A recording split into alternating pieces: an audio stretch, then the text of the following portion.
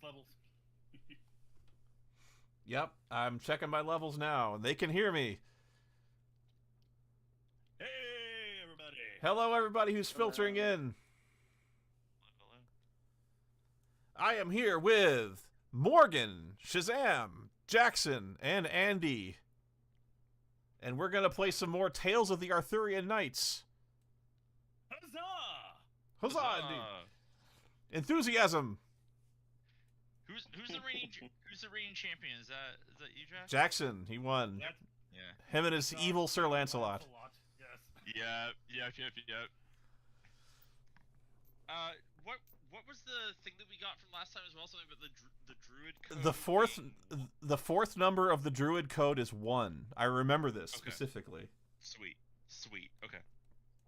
Okay, so I'm gonna get started with my starting quests, and so I can put my markers down.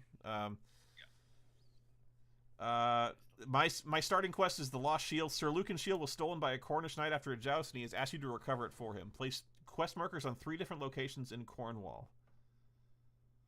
So I can do that.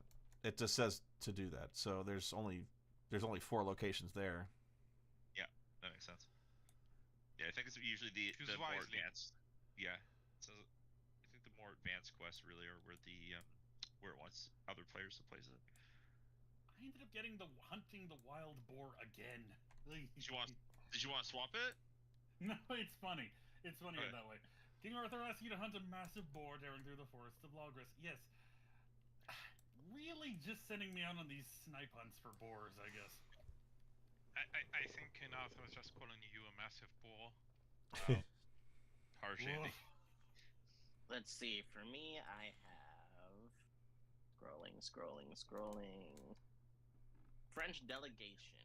You have been chosen by the king to deliver a missive of great importance to the princes of Benwick. I have to place my quest marker in Benwick, Brittany, which I have already done. With my encounter being when you reach Benwick, have a standard encounter. Afterwards, the princes receive your message. Gain 1 destiny and 1 courtly skill of your choice. Cool. Alright. And for me, my quest kind of sucks. Escort the queen. You have been chosen by the king to escort Queen Guinevere to visit her father, King Leodegrance of Cameliard. Set up. Place your quest mark in Cameliard, Logres. Placed. When undergoing this quest, your movement is -1. Where's Cameliard? So yeah. I've placed it, it's right there. That's not too far. That's 2 turns. You're with movement 2, yes it is. Pretty damn far. It's Oh. 3 turns. Oh, sorry. Well, the difference is mine will take at least 3 turns. You only have to reach Cameliard, so that's only 1 location. So it evens out.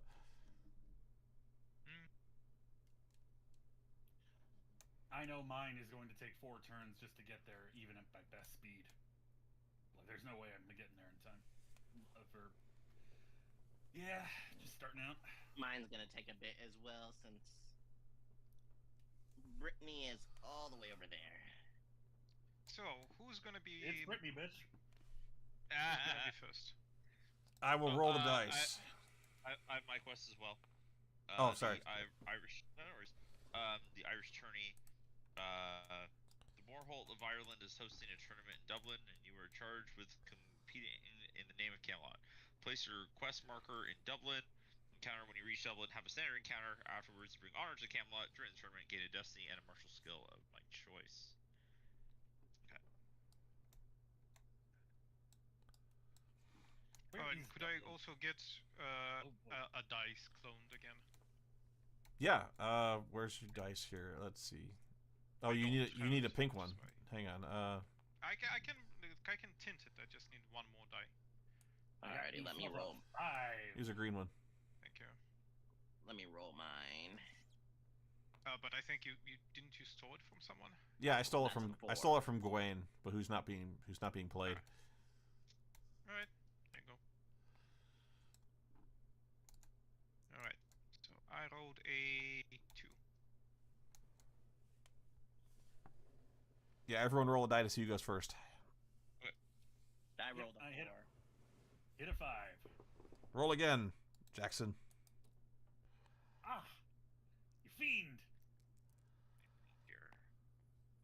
2. 1! No! I got a 2.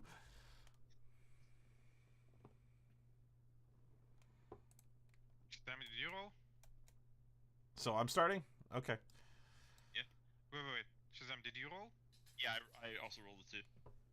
Morgan okay. hit a 4. But you both rolled a 5. Oh, so I roll again? Yeah. No. And then you did a roll up. Jack and Okay. My bad. Jack and Quinn, you both rolled Didn't 5. realize it was a roll off. Sorry. Yeah. Yeah, I'm going first. Okay, so we're going from Camelot. 1, 2, 3. And I guess we have standard encounters there. Let me see. No. Have a standard encounter. Okay. So, if I'm doing this right, if I think I am. Oh, I get... You know what? I forgot to shuffle these. Shuffle. I encounter a fairy. A sorrowful fairy.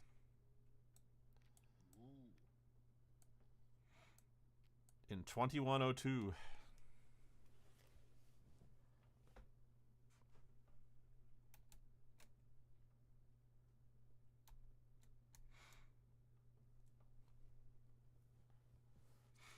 Sorrowful fairies sound like a very bad thing to come across. Because fairies, as a rule, almost always either happy or mysterious. Sad is a new one for me. Actually, angry fairies are quite common, but Yeah. Angry, sure. But sad. So we got 2102. yeah. Are we're skipping the read of the golden of 1,000? Oh, I guess if we've already read it, we don't need to do it again. Yeah. The Camelot is great. Go out there and get some honor. Exactly. 2102. We'll read the other ones because they have the each round rules on it, but yeah.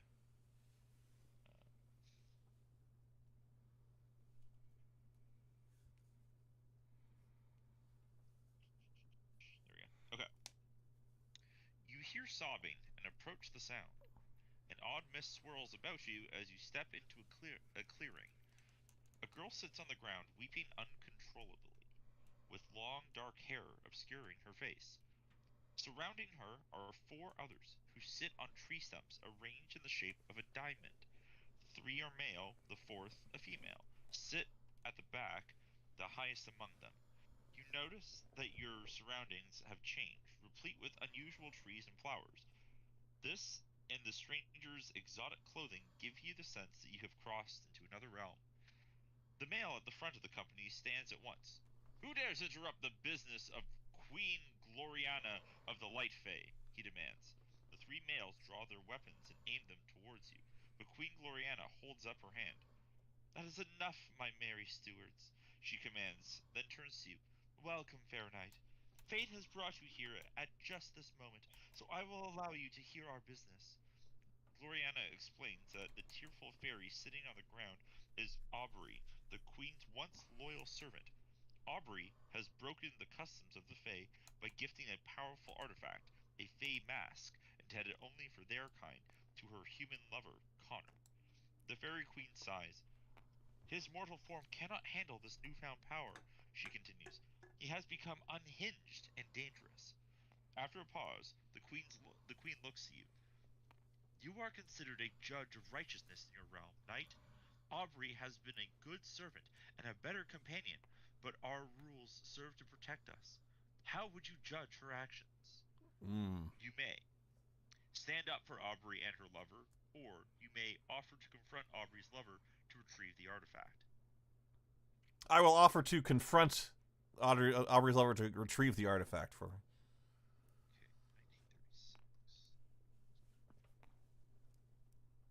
Seems only fair.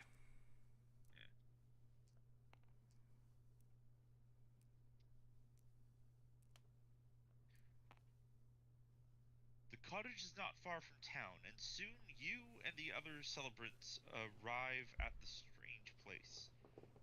Is this the... No, hang on. Whoops, never mind that. Yeah.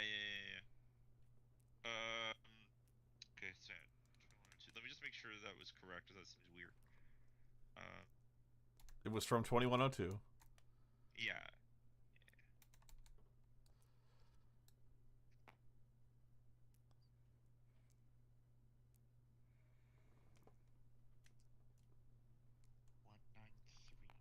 That's why. Okay, I was reading 3.6.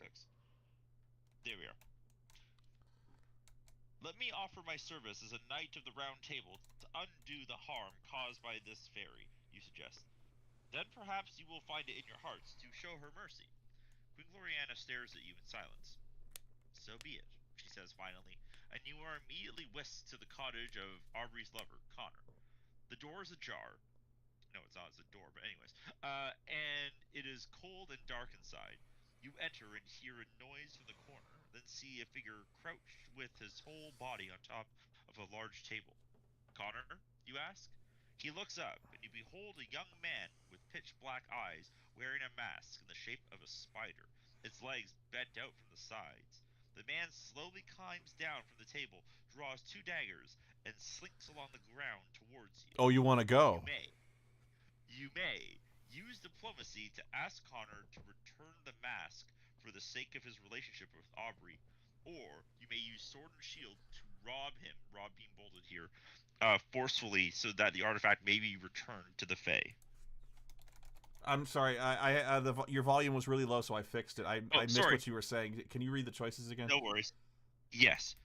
You may use diplomacy to ask Connor to return the mask for the sake of his relationship with Aubrey, or you may use sword and shield to embolden here, rob him forcefully so that the artifact may be returned to the Fae.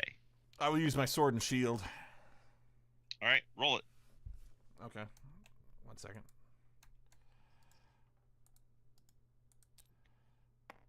Three. That is a fail. Alright. You draw your weapons and demand that Connor surrender the mask. He leaps through the air and lunges at you, stabbing downwards with his dagger-like fangs. You fail to deflect his attack, and he stabs your sword arm with both knives. The room instantly begins to spin. Connor steps back into the shadows and vanishes, replaced by dozens of huge spiders that come crawling towards you. You stagger outside and flee the area, but you can hear your chittering enemies drawing inexorably closer. Gain sword and shield, but become pursued. Well, I got better with my sword. Yay! Yay! Gain pursuit. I can do that. Yeah. That's my turn.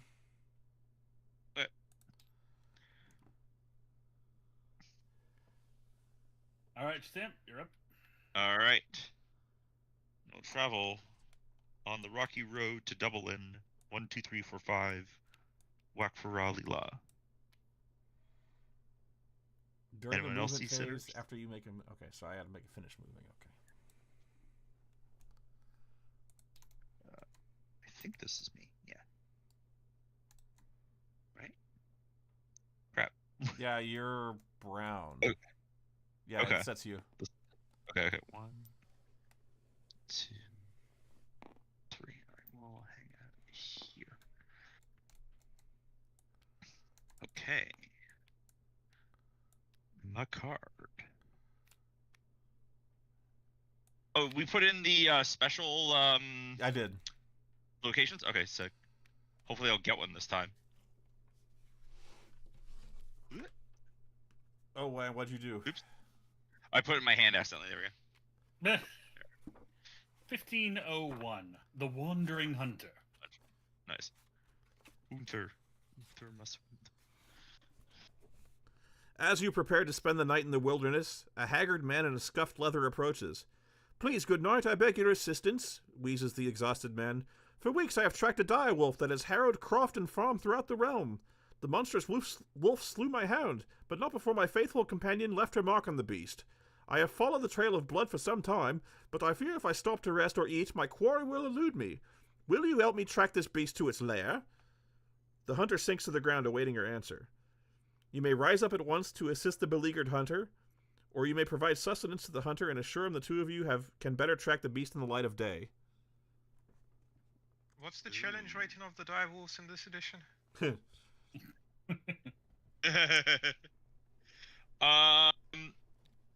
I think I don't really have much that it can provide with sustenance. I want to try to find a way to get my nature lore to work rather than hunting, but I still think that going in the morning, going immediately will probably still allow me to use nature lore. So let's do it. Go immediately? Yeah, let's go immediately. So everything else probably needs like wisdom or some kind of like social or spiritual skill. You don a Sorry, this is a funny story. What? You don a sturdy jerkin and close your best and choose your best spear. The huntsman leads you to the blood trail, which gleams back in the weak moonlight. The path leads you through familiar territory. You guess that the lair of the wolf lies within a small trackless mire that you viewed not long ago with some unease. You may use endure hardship to surge forward and overtake the wounded wolf, or you may use nature lore to slip through easier country to intercept the beast before it reaches its lair. Nature lore, please. Alright, let's roll it. Sorry I'd help, but my jerkin is quite soft nowadays. Yeah. No, it's a sturdy jerkin. That is a 3 for me. The huntsman listens with excitement as you describe the mire in which you believe the wolf's lair is located. You each take different tracks to head off the beast before it reaches the bog. You soon discover the mire at your right hand. You listen intently and hear distant panting from your left. It is the huntsman. The cunning beast heard you and changed his course, and now the blood trail cannot be seen through the wet soil. Exhausted, you both collapse to the ground in defeat. Gain nature lore. Yep. But no other status effect? So, Nope. So after Okay. donning a sturdy jerkin, you hear panting to your right. Okay. Get out of here. Your sturdy jerkin does not help you. That's the gag of the game, ladies and gentlemen. All right. All right, that's quite enough out of you. Stop that. Stop funny. Stop it. 1, 2, 3. I'm on my first one, and I will Right. snatch a magnificent feast. Hell yeah. And you're in a forest, so it's 22-24. You want to handle this? Yeah.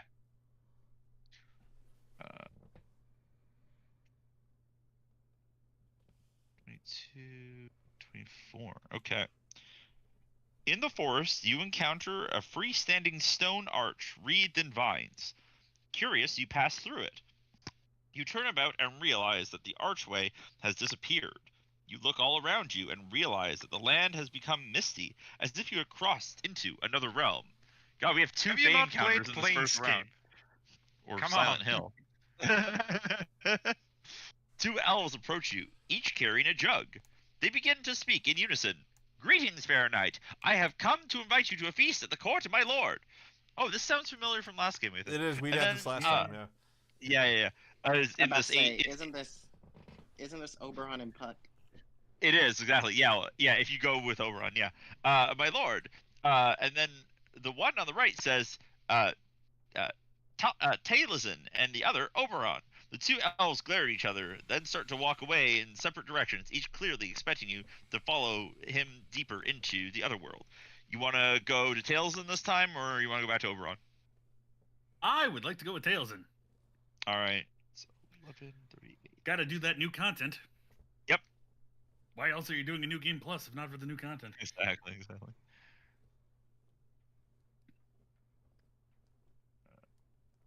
Okay. You follow the elf to a vast table laden with rich food.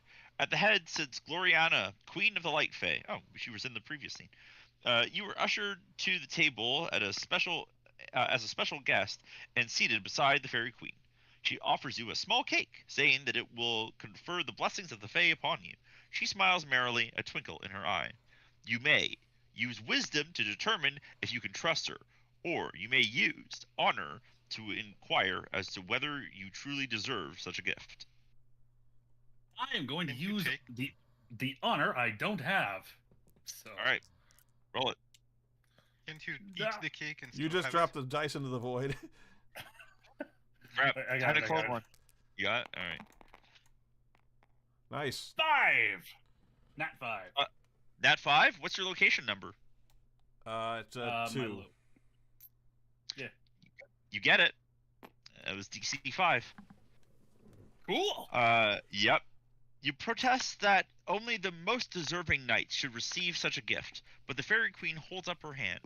Fair knight, your humility and the goodness reveal that you, in fact, are the most worthy for such a blessing. Take it, free of tricks and play. She touches your head and you feel goodness and power fill your body. Then the other world winks out of sight, returning you to the arch in the forest. Gain Destiny 1 plus your location number. Read. This is a really good one. Gain a rank of romance and a rank of divinity. Ooh. I'll try to help you out with that. I'm on the board. you're- I'm looking for blue.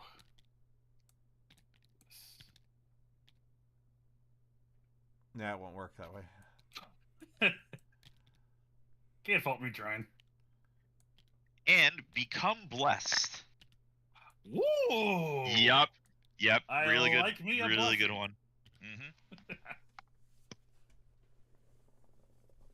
Good start. Blessed. Is this that hashtag blessed I hear about? No. Yeah. You should have your blessing taken away just for that. Shush. Yeah. She goes back like that was cringe. Actually, you were no longer honorable. You were cringe. Become status effect cringe.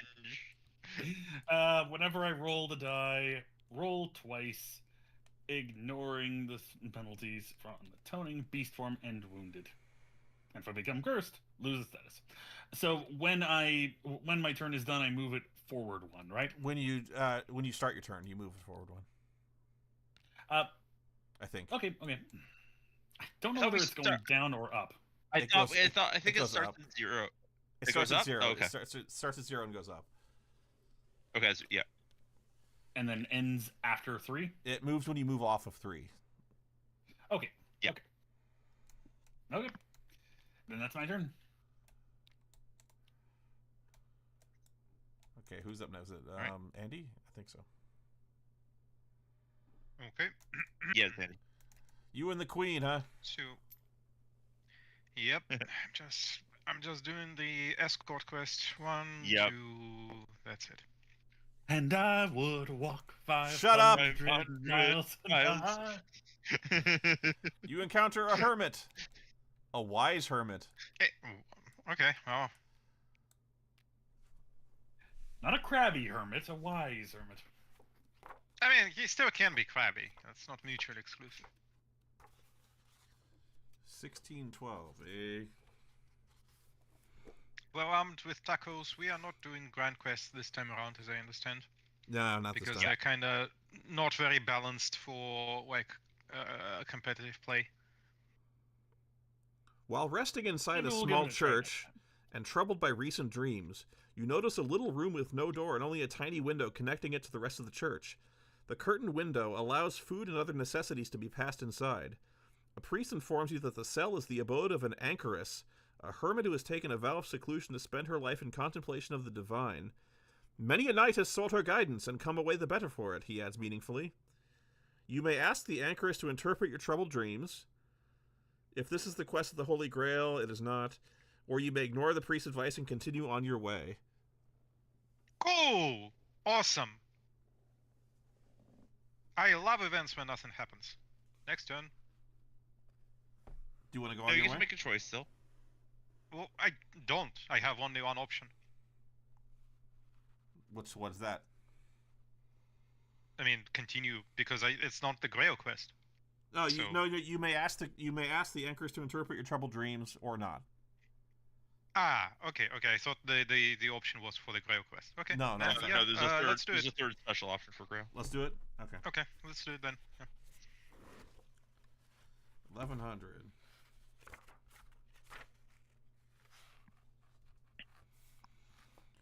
When you approach the anchoress's cell, she draws aside the curtain, but her visage remains hidden by a thick veil worn over her face. You tell her that you are a wandering knight who seeks to understand a disquieting vision.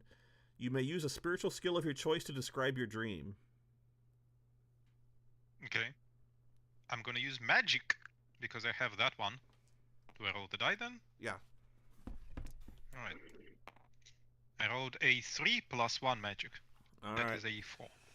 You recount your recent dreams. A dragon fought a griffin as a vast moon hung over the sky. As you explain the vision, your memories become less clear. You describe a flock of birds hopping rather than flying, your parents riding into battle alongside you, and castles dissolving into rivers of milk and cream.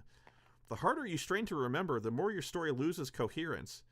The anchoress provides what advice she can, but you conclude that the dream may not have been prophetic after all. Though you cannot see her face, you sense a faint smile on the hermit's lips. If nothing else, you've provided the solitary woman with a bit of entertainment. Gain wisdom. Alright. Okay, so I just that was not enough. Got it. That was not enough. She's chosen a life of quiet seclusion. I'm sure she'd love to hear you talk about your dreams. All right. Oh, she can't run away at the very least. Yeah, exactly. It's true, captive audience. Morgan. Alrighty. So, She has to leave goodness. Camelot and go south. Oh boy. Okay. So, Vale, who's what gonna is my say? movement dictated by again? You can move 3. 3. Alrighty. So, Unless your piety, romance, or villainy reaches 3, then you would upgrade your movement. Until then, you're moving 3. So you can move to my One. location, or you can go to here, probably. because right, 1, 2. So I can either go over here or I can go over here. I'll But- go right here. Well, that won't put you in range of... This is your marker, right? Yep. You want to get here as quick as possible, so... To be fair, 1, 2, 3, 1, 2, 3, 1, Sure, okay. 1, 2, 3, 1, 2, 3, 1, 2. Like, yeah, it's in 3 turns no matter what, so. Oh, I It's didn't just- even see that route over there. It's just a matter of, do you want to stop on a city or on like a castle or on Yeah, it's a city. You can Plains. stop in a city or the water, or that's it. yeah, or the plains or whatever.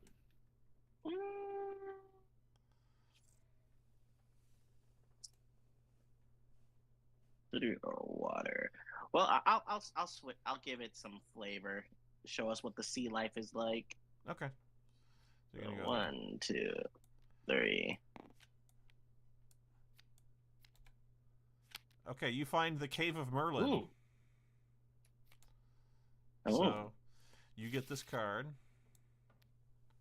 and okay. I will Cave read of 2510. I think we already had this encounter in the first age too. We did. You may enter the Cave of Merlin. When you arrive, go to. I don't even know what that is. Oh, when you arrive, go to 2610. Okay, so I gotta read 2610. when you arrive, you'll get a different encounter depending on which age we're in. Ah, You are startled by a long-eared owl that swoops down from the noonday sky, only to alight gracefully upon your shoulder. You are further astonished when the owl dramatically swivels its head to face you and speaks in an effectively posh accent. "Prithee, young one, make haste to Merlin's cave beneath Castle Tintagel." The feathery messenger hoots. "Your presence is required." Then, after taking a few seconds to preen itself in an endearingly pompous fashion, the owl, whom you now recognize as Merlin's familiar, leaps from your shoulder and soars away. You are now permitted to enter the Cave of Merlin. Place 1 destiny point on top of the Cave of Merlin position location card, and keep the card face up in front of you.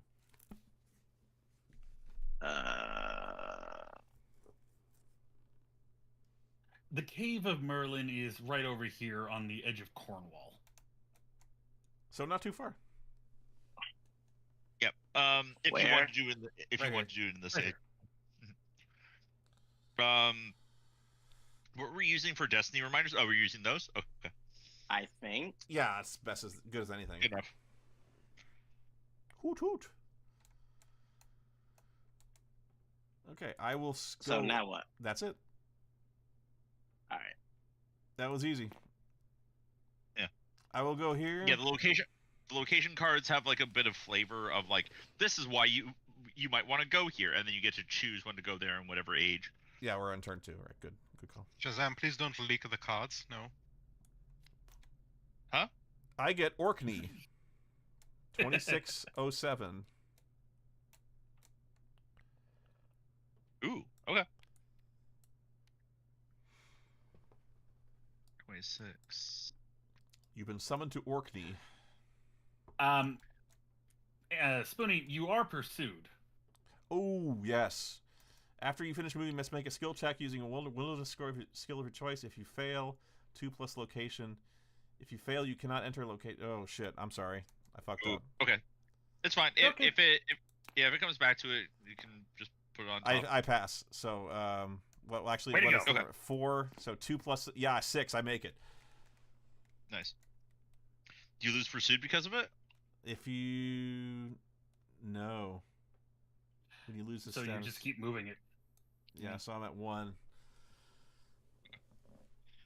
Okay, so 2607? Yeah. As you make your way down a well-traveled road, you are hailed by 2 heralds bearing the banner of Orkney. They salute you and hand you a proclamation. Greetings, eminent warrior, says one.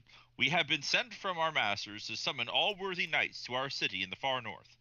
There are opportunities for adventure and noble deeds in our homeland if you are willing to make the journey. Our masters promise rich rewards, including precious relics, to those who serve our kingdom. Moreover, once your affairs in our land have concluded, you will be provided with a swift ship to carry you towards whichever destination you desire. You study the proclamation, which is sealed by King Lot himself, but by the time you look up, the heralds are already galloping away in search of other prospective champions. Affairs? I Destiny don't have any point affairs. on- I'm Sir Galahad. Yep. So Galahad the Chased. So do I put a destiny point in Orkney, or does it not say? Yeah, put a destiny point in Orkney. Yeah, that is how it works for all locations, as an incentive of like even if you go there, regardless. So like anytime you go there, you will get the destiny point regardless of anything you roll. Unfortunately, Orkney is in the fucking North Pole. Yep. It's way up here. It may be something for a Grail quest or Oh yeah. the war, but Still, I cleared Yeah. that location. nice. That's my turn. All right. Shazam, you're up. Yep.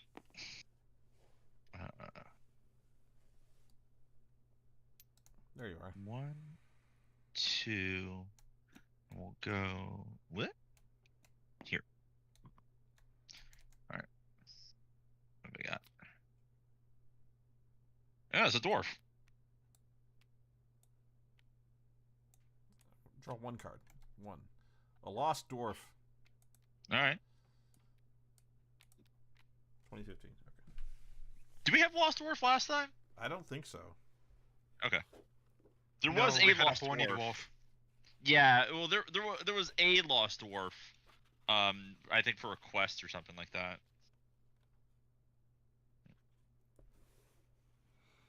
Okay. You meet a dwarf in royal clothing who has a rich coffer strapped to his back. When you see him, you can see that his clothes have been recently torn and that his face is bruised. "Prithee help me, good knight," he cries. "I am Rodrigo, the servant of a worthy lord who is injured... I am Rodrigo, the servant of a wealthy lord, who is injured while hunting nearby. I ran for help, but I have since lost my way. Please help me find him before he bleeds out." You may help the dwarf save his master, or you may rob the dwarf. I'll help the dwarf save his master. 1614. I got a jerkin strapped to me. He's got a coffer. I can jerk in the coffer. Right. Enough of that. "Fear not, dear fellow," you say reassuringly. "I shall reunite you with your master. You may use hunting to trace Rodrigo's steps through the wilderness, or you may use wisdom to help the dwarf remember his way back to his lord." Shit. Let's use wisdom. Sure, I don't have either of these. That's a 2. Rodrigo is too distressed to remember enough details to lead you back to his master, so you escort him to a nearby inn so that he can assemble a search party. Afterwards, you wish him luck and continue on your journey. Gain wisdom. Yep. All right. It's fine. The first age is all about just gaining stats, anyways. right, guys, I've got 3 destiny. I'm doing great. Yeah. Go get ensorcelled. 1, 2, 3. On to my next stage of my hunt. Let's pick my encounter out. Avalon. Avalon. Oh, damn that's that's an interesting one. Am I going all game without a location again? Be fine. Okay, I got it. Cry. In a dream, you approach the southern shore of Logres and listen to the seagulls call. As the waves crash against the coast, a spray of mist obscures your vision for a brief moment. And when the mist clears, you behold a dragon-proud ship approaching the shore. Soon after, a woman's soothing voice calls out to you.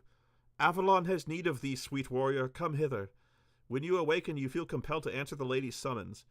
You are now permitted to enter Avalon. Place 1 destiny point on the Avalon location card and keep the card face up in front of you. Okay. Destiny marker is this thing? I don't remember if we had a destiny marker. Anything that you can keep in mind as a destiny point.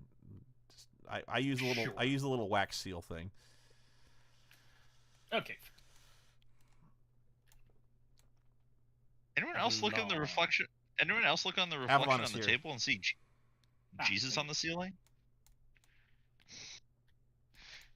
Some kind of art on the ceiling. Yes, I do. I see Anyhow. Jesus. I see Shazam. Jesus. Yeah, I don't exactly, know. yeah. I don't know what you're talking about. Yeah, I I don't know. see I'm anything not there. crazy. I'm not. No, because you can't actually look at the ceiling. But if you look at the reflection in the table itself will show you the ceiling, and there's like Renaissance art in the reflection, and there's totally like a picture of Jesus. No, there's nothing there. I don't know what you're looking at. Okay, no, I know what this is. Shazam's trying to wheel and deal his way into the blessed stuff. No, Jesus- I Jesus is swear there. I'm not crazy. I'm not Jesus is crazy. there. I see him. You totally see it. Okay, good. Yeah, you saw Jesus in your toast this morning. Got it. Stop it. No, I swear. I'm not making it up. Andy, save I would us. not like to hear the good news. No. All right, is it my turn? Yeah. Yeah, Jackson just finished. Okay. Yeah. Then okay. I'm gonna muscle in on your turf there. You encounter a giant. Well, that's not good. A desperate giant. That's better. I don't know whether that's good or not. I don't think it is. I think that's still not good. All right, 1920. That's not the year, that's the number. my size. Shazam, you got this one. I got this one. All right, 1920. I need a sturdy jerkin now, man. I'm telling God damn it! You don a sturdy jerkin. Jerkin. All right. A giant is stretched out across the road like a hill newly sprung from the earth, so still and silent that small birds have settled upon the massive curve of its ear. The Colossus blocks almost all passage, save for a pulverized path through the wilds through which you surmise he dragged himself on hands and knees. You wonder for a moment what made him desperate enough to crawl here from his home. Then you see a bloody stain on his side and hear the baying of dogs in the distance. The giant cracks open a massive eye. "Hunters," he wheezes, "prithee, help me." You may assist the giant, or you may speak to the hunters. Sure, assist the giant. Why not? All right.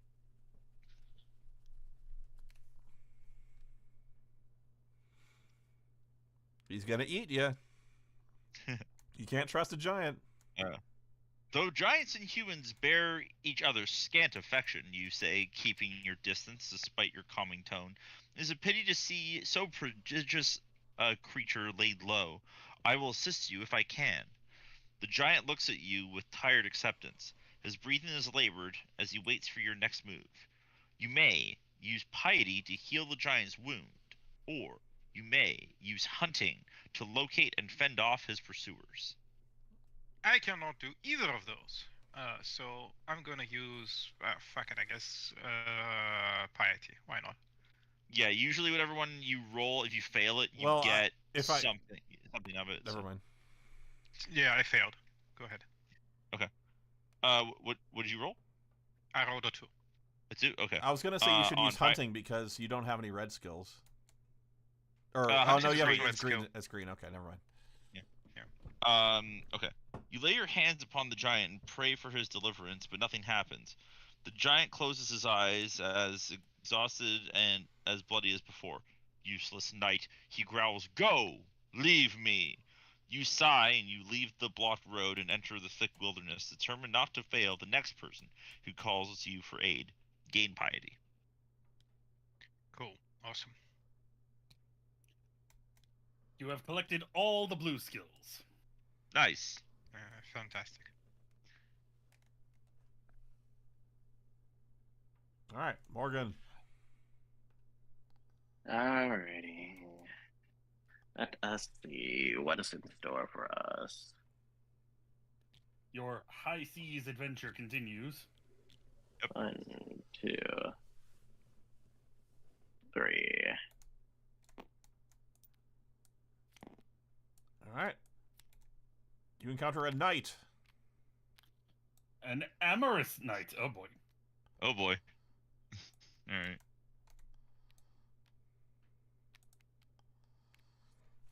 1205. 1205. I got it. You pass a knight speaking sweetly to a lady. I am Sir Paris, fair one. I can keep you in all manner of riches in my castle, which lies on the far side of this wilderness. The maiden is uncertain, but seems mesmerized by his honeyed tongue. You have heard tell of this knight and can see from the maiden's hesitancy that she too is suspicious of his intentions. Sir Paris has a reputation for kidnapping ladies and holding them for ransom once they have been seduced by his false version of courtly love. You may thwart Sir Paris by attacking him, or you may convince Sir Paris to leave the maiden alone. A medieval Wait, so dude, which bro. one? Which one is which? You can either attack him or convince Sir Paris to leave the maiden alone.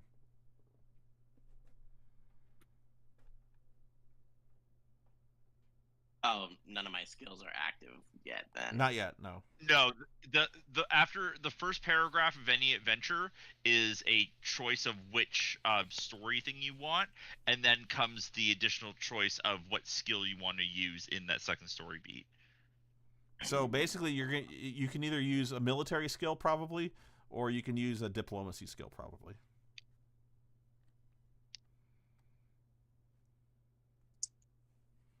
We're not rolling yet. Yeah. And I believe I have a...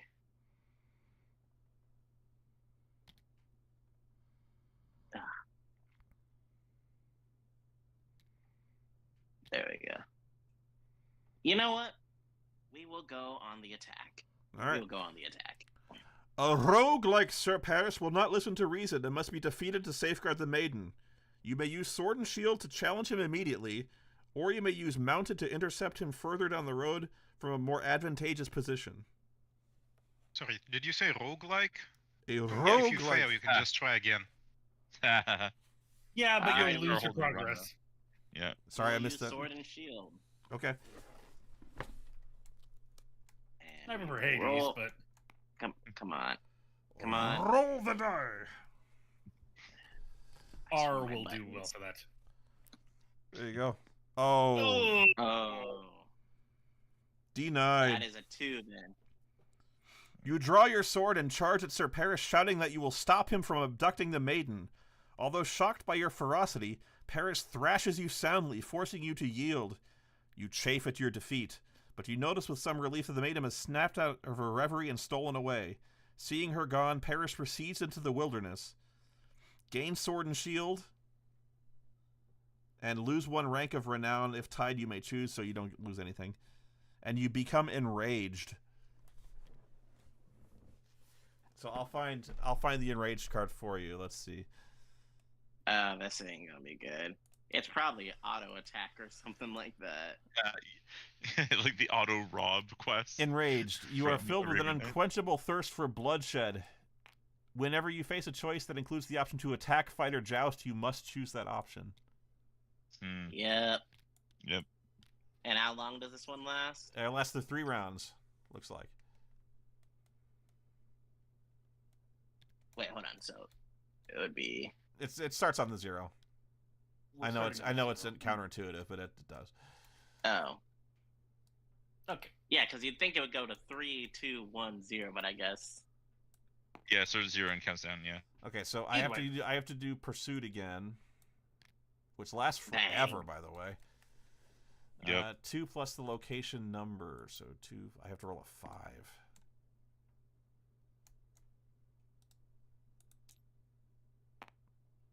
I do not. So I have to turn to special encounter 2550.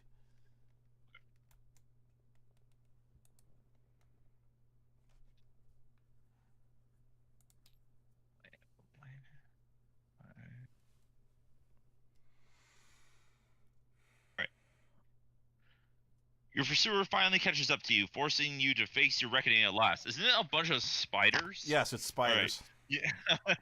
You may use wisdom to find a way to end the pursuit, or you may use endure hardship to withstand the consequences of being overtaken by spiders. I will use endure Considering hardship. It's phase spiders. Shouldn't it be like phase spiders? I roll a 3. Okay. That is 1 away from passing, so unfortunate. You submit to the pain, humiliation, and annoyance of your pursuer, who finally turns away, satisfied to have done you the harm that you deserve. But the experience is too much for your fragile psyche, and you are driven completely mad. Gain endure hardship, lose pursued, but become mad.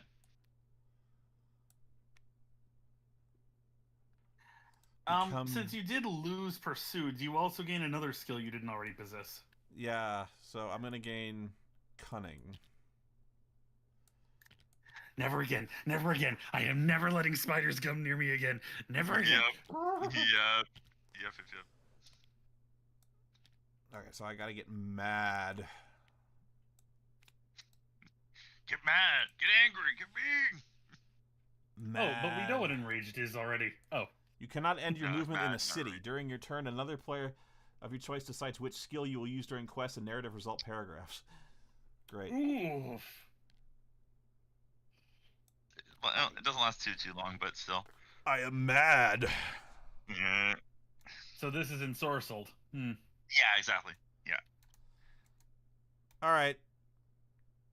And that does not clear my quest marker because I have to do a standard encounter, not a special one. Special. Yeah. Right. So, keep going. Alrighty. I'm moving into Dublin here. Down to Dublin town. Reach Dublin, have a standard encounter. Okay. You get a mysterious castle. Nice. In Dublin. Nice. This will be fun. I mean, it doesn't care if it's Dublin or not, but it's at least in the city. 2202. Is it the top one? 2202? Yeah. Yep.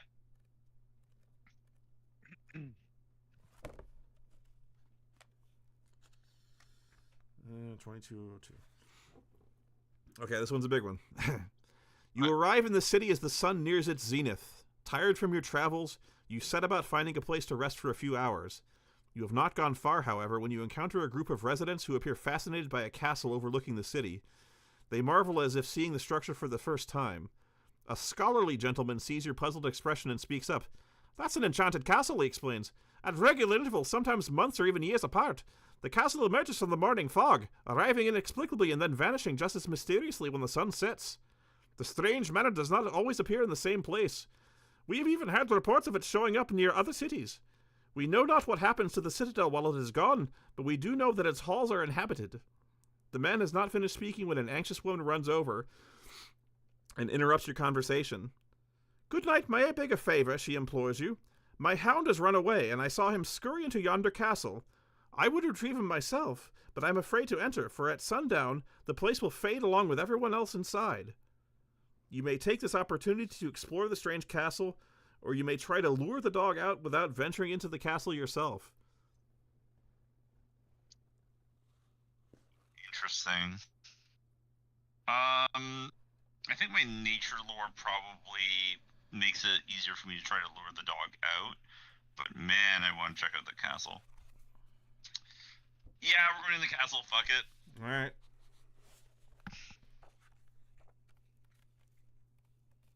You're gonna get spirited away to Brigadoon.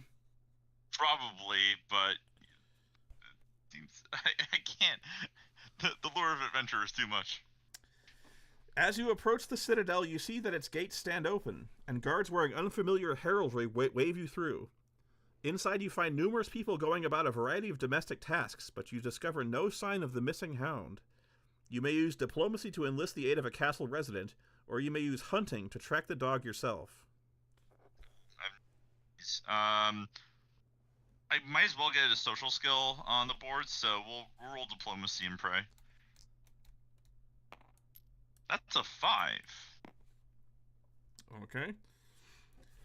You spot a maiden standing apart from the crowd. She seems lost in thought, so you greet her gently. "Pardon me," you say. The lady looks at you straight in the eyes. "Voila," she offers, smiling. You introduce yourself in return, then continue. Oh, I'm sorry, she says Viola. Oh, Viola, okay. I'm sorry, she just said her name. I'm sorry, I thought she said voila. Okay. Yeah, okay. No, she said her favorite... Lady Viola, the a name resident of of the city, has asked me for help in retrieving her hound. Would you be so kind as to help me find it? Viola beams. Of course, she says, then begins leading you back and forth across the castle's sprawling grounds, chatting pleasantly with you all the while. At last, your thorough search brings you to a tan-colored hound playing with some children behind the stables. You coax the dog back to the castle gates where it scampers away from the citadel in the direction of its waiting mistress. You turn around before taking your leave of the strange place, and you behold Viola still standing behind you. For a moment you wonder whether you can bear to leave her presence. You may bid Viola farewell, or court Viola. Yeah, it's quarter.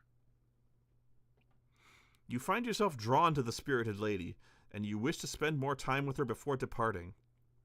Gain destiny equal to your location number, which is 2. And gain 1 courtly skill of your choice.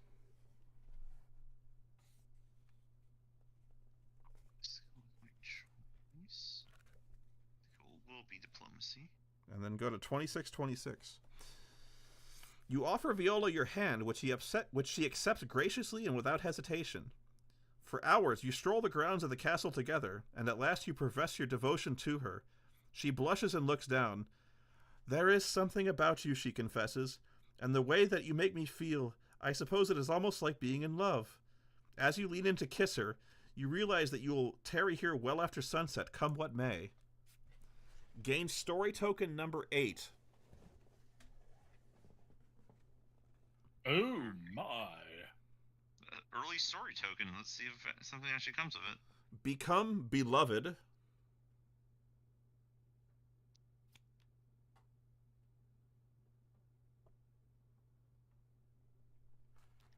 Which also gives you the option to become betrothed, I believe. Yeah, I think so.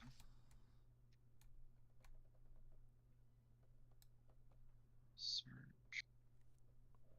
Viola, it's pledge drive time. Voila. Beloved, there we are. Yeah. I thought it was like, voila, I found the dog here. Alright, beloved, yep. If you choose to become betrothed, you also become accompanied. We'll become betrothed then. Okay. So you place a diplomacy skill on accompanied, because Viola knows how to do stuff. Nice.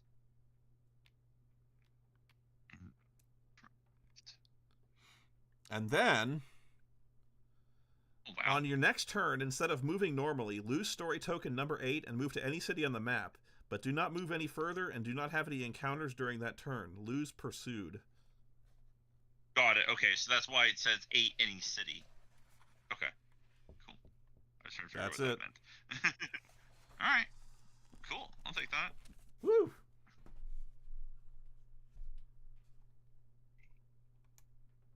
And you have an Irish tourney win. Yeah, you win the Wait, you win the tourney. Yep. I guess you did that first before getting engaged. Yeah, I guess. That or the jousting you got up to was a different sort. Yeah, I get here. All right.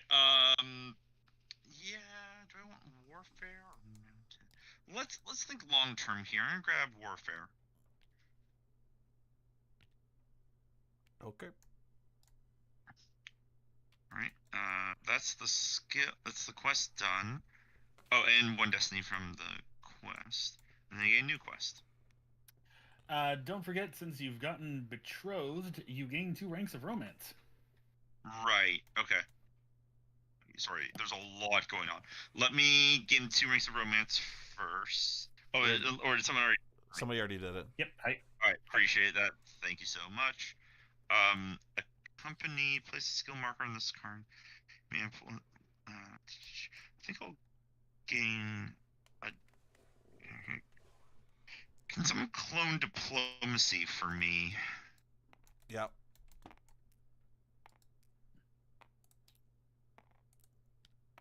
Thank you. And I'm just gonna toss that on my company card over here.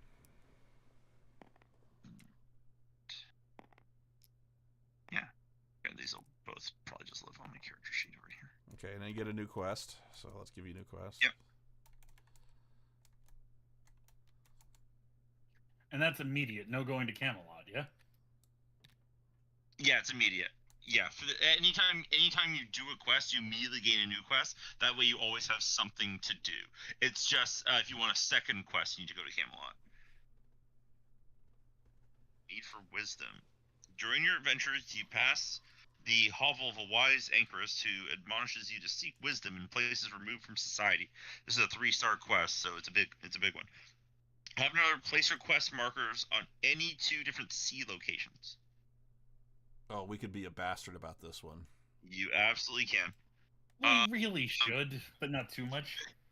Yeah. Andy. Andy hit me. All right. You said 2 markers, right? Yeah. No, he said 2 hit him. markers. Yeah, I did say that, but also yeah. Two markers on any sea location. Like that. Either side of Scotland. All right, works for me. And then when can I teleport? Is it now? At the beginning of your next turn. Begin my next turn. So, all right, that'll do. You get All right, brigadooned. then. Yep. I am up, and I cannot quite make it to my last spot, so I'll go 1, 2, and actually, you know what? I'll just stop at Camelot just for the city life. You encounter a perilous cave. In a city, 2201. I think we've already actually seen this one before. Again. What, really? I think this is where the troll is. In this era? I think so. All right. Who's reading this one? All right, I got this. By the way, I got we're on turn 3. No one changed that over, but Oh yeah, good call. As you arrive at the city, hungry and weary from your day's journey, you see many folk gathered outside the main gate. The troll has struck from his cave again. I just know it, laments a townswoman. My husband's caravan should have returned home by now. My daughter had gone down the way to meet him, and she hasn't been seen since. Despite the dark hour and exhaustion, you may investigate the troll's cave immediately to see if the creature is responsible for the missing townspeople, or you may continue inside the town walls to the safety of a hot meal and a soft bed, hoping to learn more in the morning. I go now. I am driven for honor. This is ridiculous. We had the same encounter. That's really unlikely. Yeah. 1008. I almost want to draw a new card. Time paradox.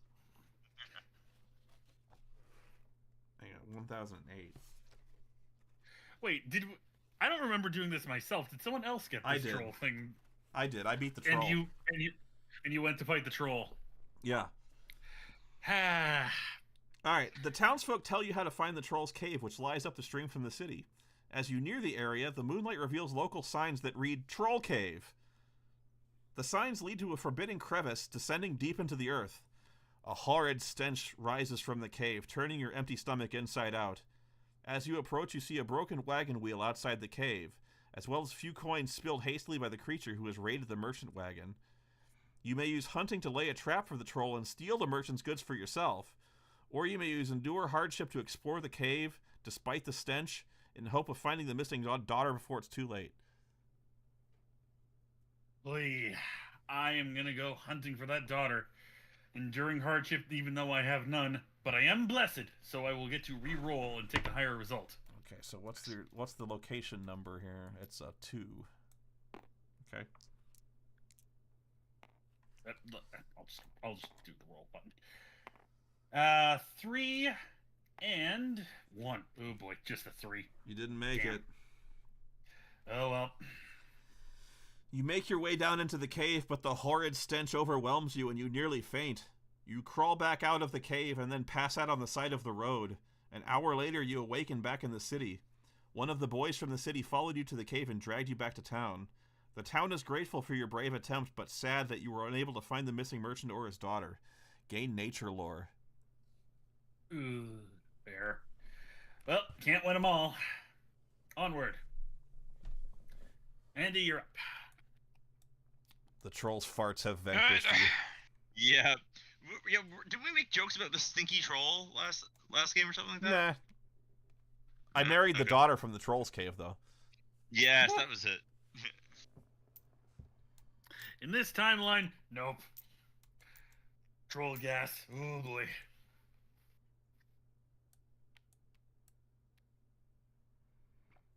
Clandestine meeting in But it's in a 2208. city.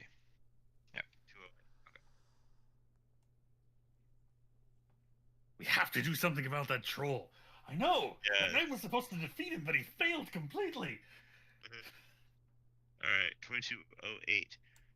You enter the city after nightfall and are approached by a hooded knight with a purple tabard. He requests that you follow him deeper into the city. His voice sounds familiar, so you comply. The knight takes you to a sparsely populated portion of the city and leads you into a small home lit by firelight. It is here that he pulls back his hood and introduces himself as Sir Agloval, the eldest son of King Pellinor and fellow knight of the Round Table. This also sounds familiar. You exchange warm greetings with him and his squire until you are interrupted by the arrival of a tall, dark-skinned woman in a blue gown, who introduces herself as Lady Cecilia, as well as another knight, Sir Tor, one of Agloval's brothers.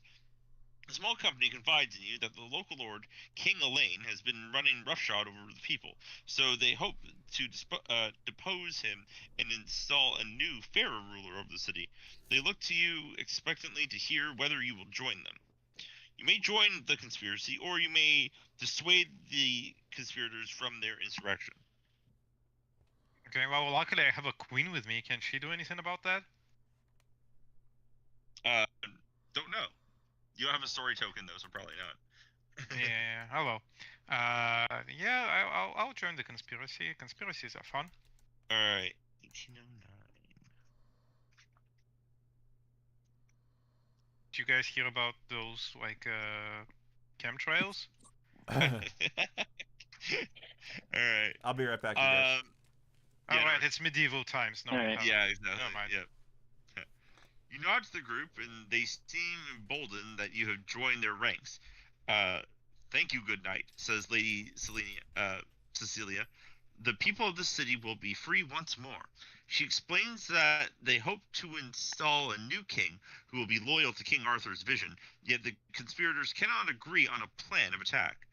Agloval and Tor wish to raise an army to overthrow the king's forces, while Cecilia believes that confronting King Elaine on his own will be more efficient.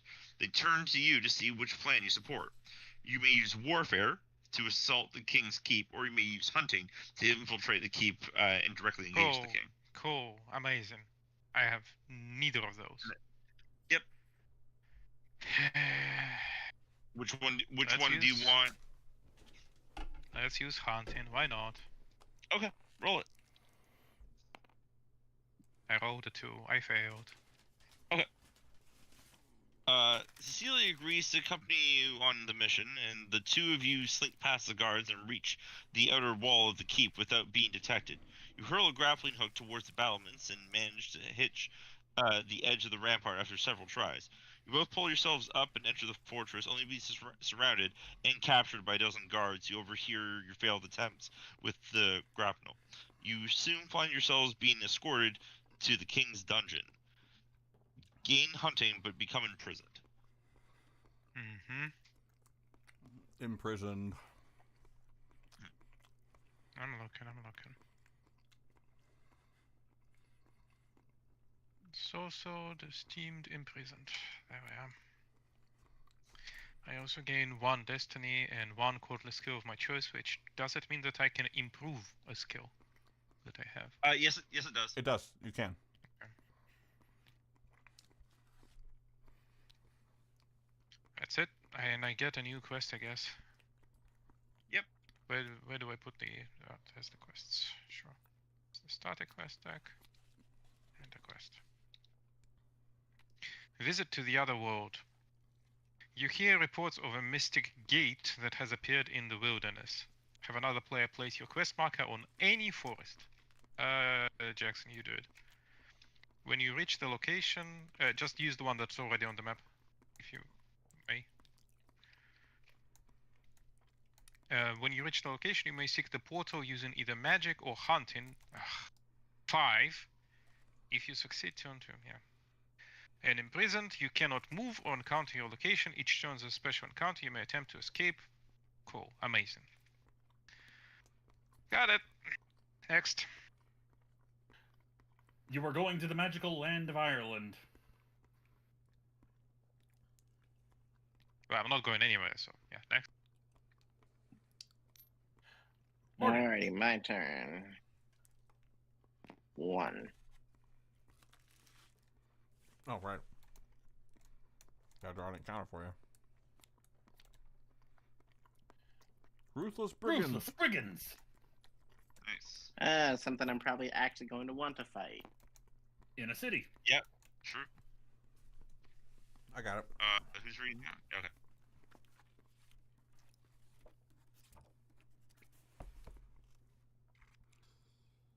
You enter the city and are approached by a priest named Father Jerome. He tells you of a company of heartless brigands who have overthrown the city's rulers. They are rounding up and executing any who oppose their rule, he laments. I have helped some of the townsfolk flee the city, but many more require assistance. In the name of King Arthur, will you help us?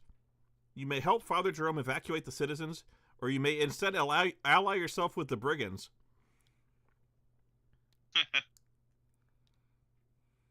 Neither of those are directly attacking, fighting, or jousting, so you can pick who you want. I'm about to say you said evacuation or... Ally with the brigands. Ally with the brigands? Yeah. We're going to help with the evacuation then. Okay. No heel turn. Okay. Father Jerome is grateful for your assistance and introduces you to a white-haired priest with broad shoulders. I am Father Brian, says the imposing man. Pray follow me. The sturdy priest leads you to his cart, which hides a large family beneath a burlap covering. You may use mounted to escort Father Brian's cart to safety, or you may use hunting to ensnare any brigands who attempt to pursue him.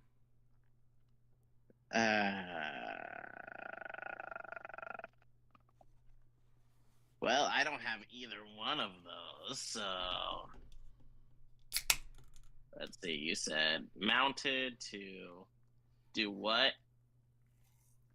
You may use mounted to escort Father Brian's cart to safety, or you may use hunting to ensnare any brigands who attempt to pursue him.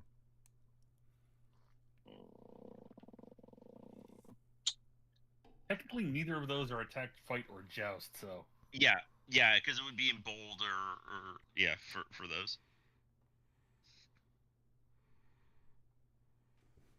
I guess I'll use mounted. Sure. Makes sense. We're gonna roll. That is a 5. Victory! Nice. You follow Father Brian's cart out of the city, but you are soon overtaken by 2 riders who demand to see the goods within. Father Brian nods to you, then snaps the reins and pulls ahead. The brigands give chase, so you briefly draw back, then lower your lance and gallop after them. Within moments, you have swept one brigand senseless to the ground and skewered the other. The priest pulls his cart to a halt and smiles. Thank you, good knight, he says. We'll be safe from here. You shake his large hand and part company. Gain 1 destiny, which is the counter thing. 1 martial skill of your choice. Which I guess we will go mounted. And 1 rank of divinity or romance. 1 rank of who am I romancing here? I don't know. Guy that you're escorting. One rank of divinity or 1 rank of romance. Which is what? Which again? The rose Romance is is romance. the middle one. Piety is on the left. I'll go with. Yeah, I guess I'll go with 1 of divinity.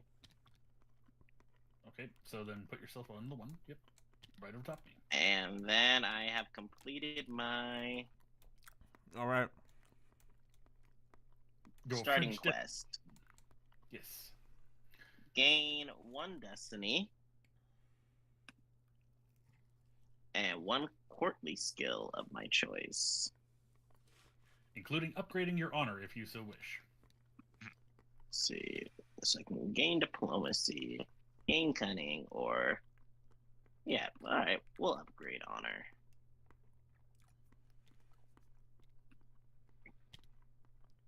And enraged goes up by 1. And finally, a new quest for you. Dark boy. Plague. You encounter a group of diseased travelers trying to reach a place of power rumored to provide a cure.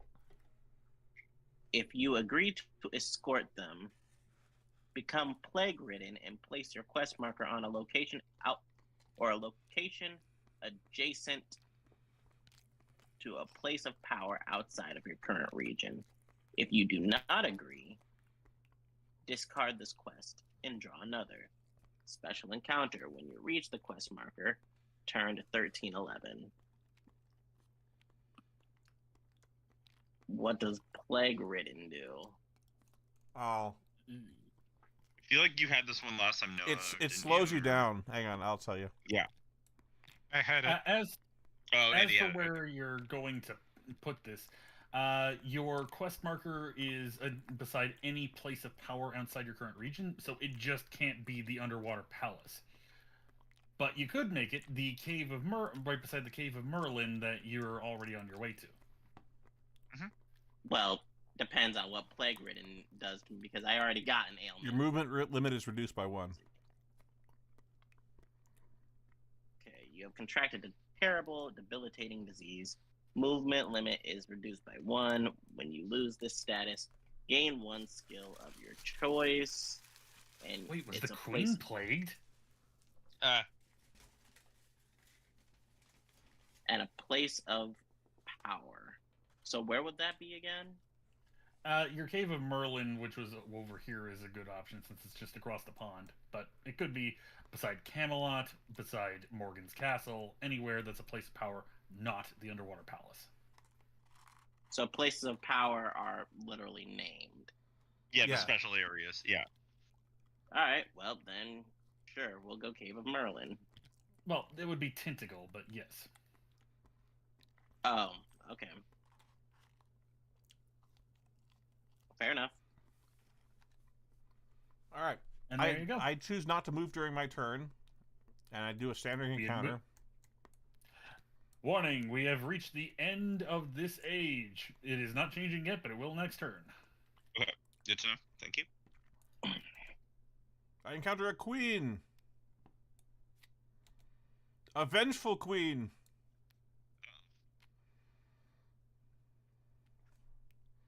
What number? 1110. All right. Thank you.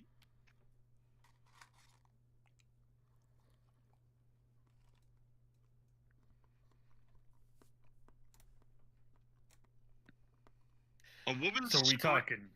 Sorry, go ahead. No, go ahead. I was just going to say, are we talking off with her head type queen, or you brute, you said you'd call type queen? We'll find out. A woman's scream breaks the night air, Racing to discover the source, you come upon a tiny village.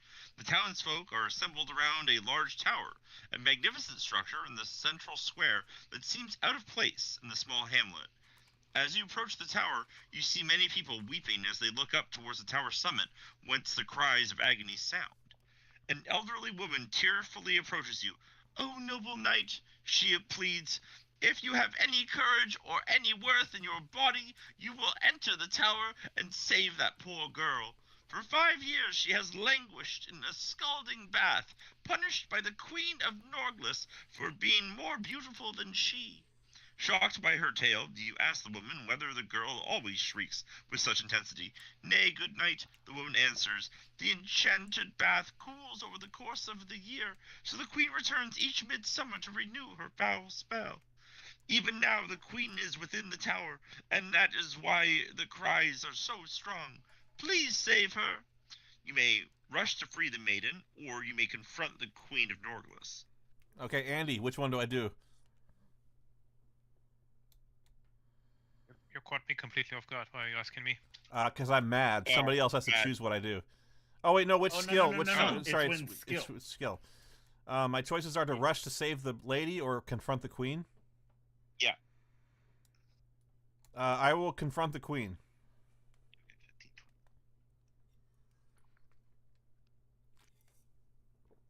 Yeah, now it's gonna be Andy's choice based on what I read here. You rush into the tower and behold the Queen of Norglis. She floats in a meditative pose with legs crossed and eyes shut, her beauty marred by an expression of vengeance. "Free the maiden at once," you demand as you draw your sword. The queen smiles and opens her eyes.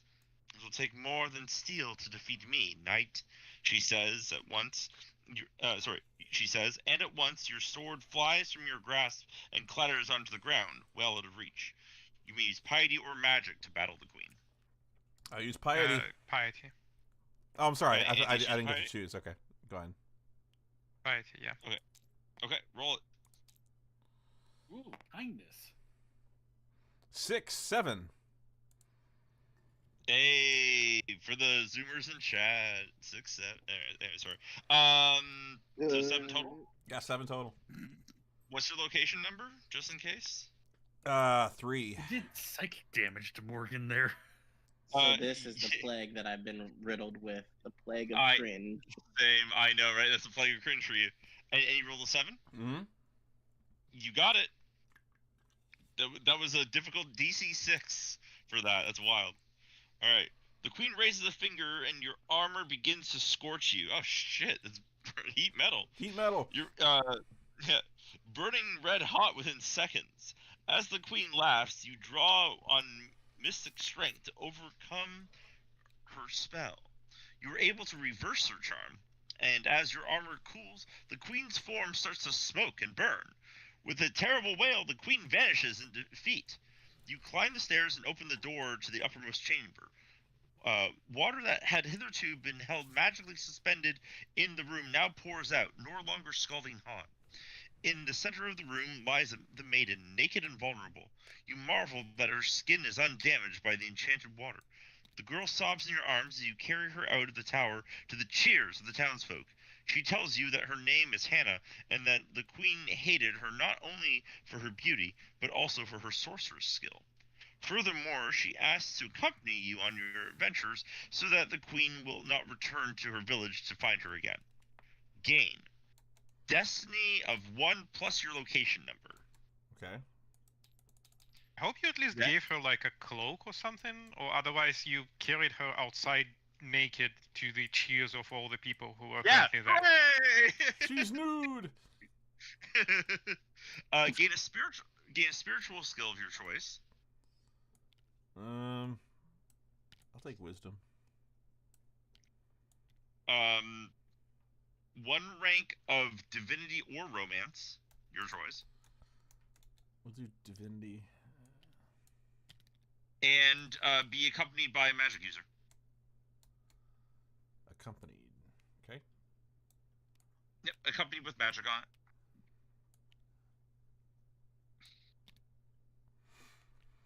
Alrighty. let me just swipe. Oh, an and extra I magic finished my from quest. someone for you.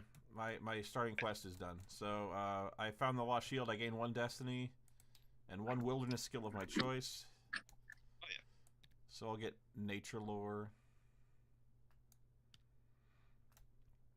And I get a new quest.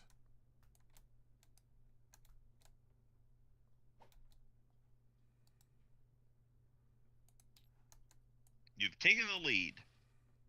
That's a lot of destiny. The Ghost King. An ancient tormented spirit drifts through the wilderness. Choose a region with at least 1 swamp and have another player place your quest marker in any swamp in that region. Okay. I will choose... What's a swamp look like? That's a...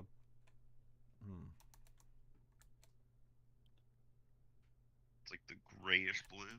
Yeah. Yeah, it's this one over here with the blue on. I'll choose Scotland. Which means there's 2 swamps that I see. There's one here and one here. Mm-hmm. Yep. And who's picking it? Oh, Jackson, go ahead and do it. Yeah, sure. Let's put you. Let's put you. Let's be nice. No, wait, you're in the lead. What am I doing? Yeah. Although, again, if it's another location-based challenge that is successful, you get a ton more points. But who knows?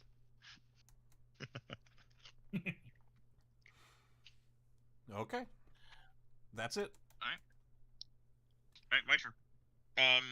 Okay, I get to teleport to a city. I'm gonna choose to teleport to Edinburgh. And then I think You we'll just found the hop secret over warp one. zone. Yeah, I did. I have to put the thing back, I'm guessing, right? Yeah. The story token? Okay. Just wait for me to organize it. Probably. Right. Yeah. Oh, it's shuffled anyway, so I guess it doesn't matter. Okay. And then I'm gonna move 1. No, you don't move. To the... You don't move. Oh, okay. All right, that's fine.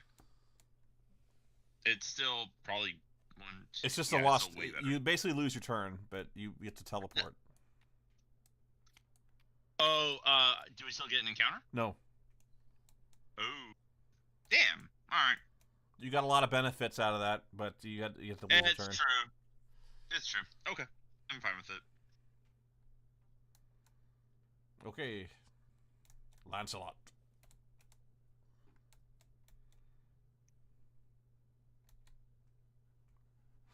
Next.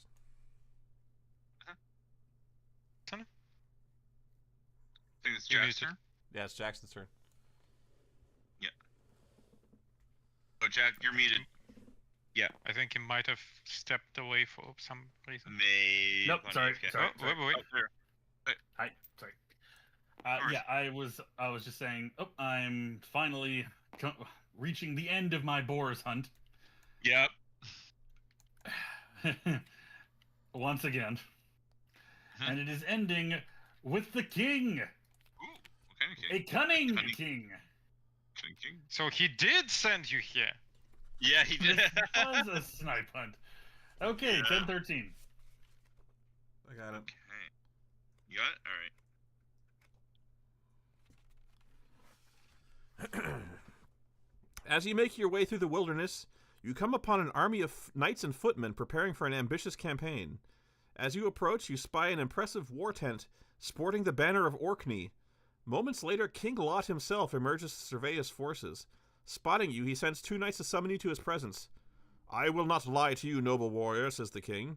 I mean to overthrow your lord, King Arthur, for long have I watched his antics and deem him soft. If you will join me, I will see to it that you thrive thereafter.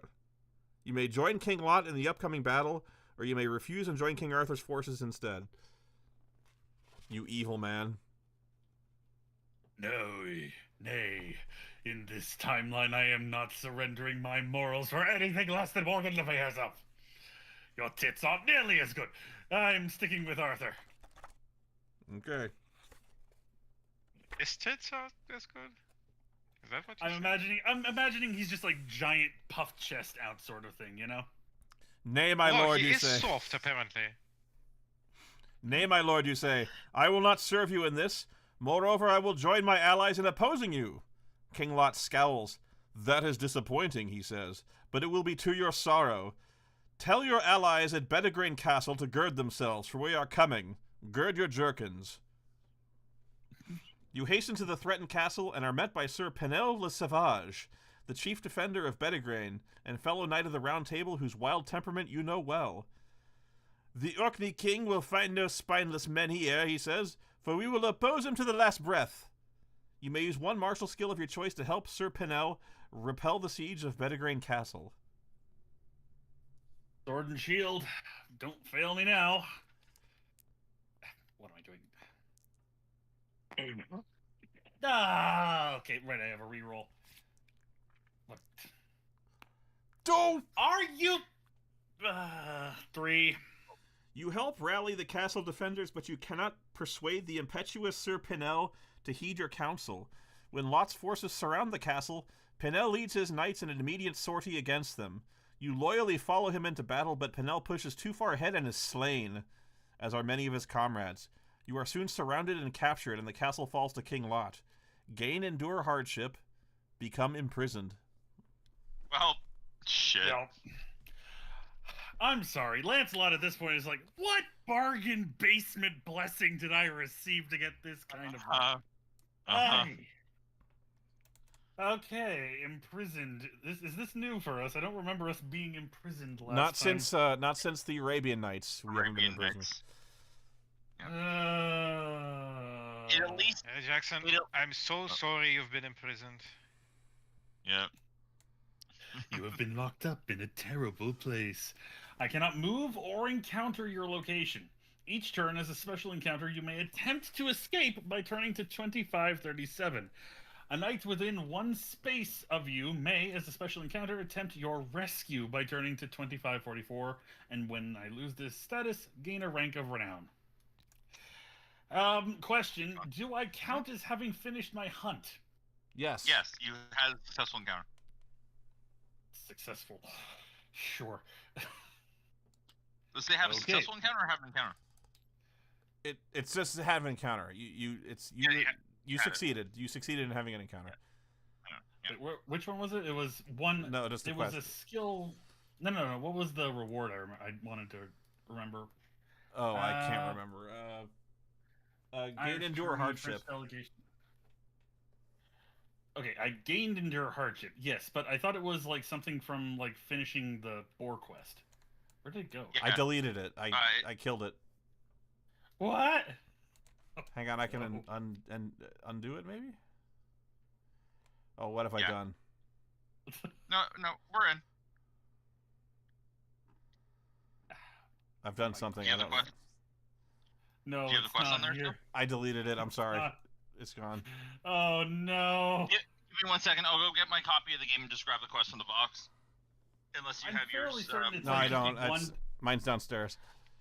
I Yeah, think let it me was go just get like one nature skill and one destiny. I think that was it. Probably. I'll let you know in a moment. I'll Or- take it into hunting, so it's like I'll work with that. Yeah, sure. Yeah, I'll let you know that changes. But yeah. I thought we were done with it. And No worries. and my new quest for the White Heart. Really? I'm back to I'm hunting again. Well, I mean, again, at least you got the. You got the Have hunting. another player place Yep. your quest markers on 3 different locations in Logres. When you reach one of these locations, I may use either hunting or wisdom at a DC of 4 to seek the heart there. If I fail, remove the quest marker from the board, but do not place a plus marker on this card. If you succeed at any location, turn to 1024. If you fail at all 3 locations, discard the quest. And draw another. And yes, it is game 1 destiny and 1 wilderness skill of your choice for that. So yeah, Yep. you had the right of it. Morgan, slap 3 of these anywhere you so like in Logres. Hold on, because my map just zoomed out for a second. Yeah, What am I that's my using? fault. These. Mine Okay. quest markers. Place them anywhere, 3 locations in Logres. So the big red area. That aren't places of power.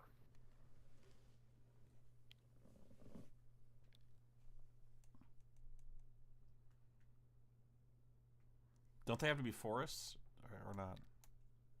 It does not say. It's any location, any 3 locations. Okay. Different locations.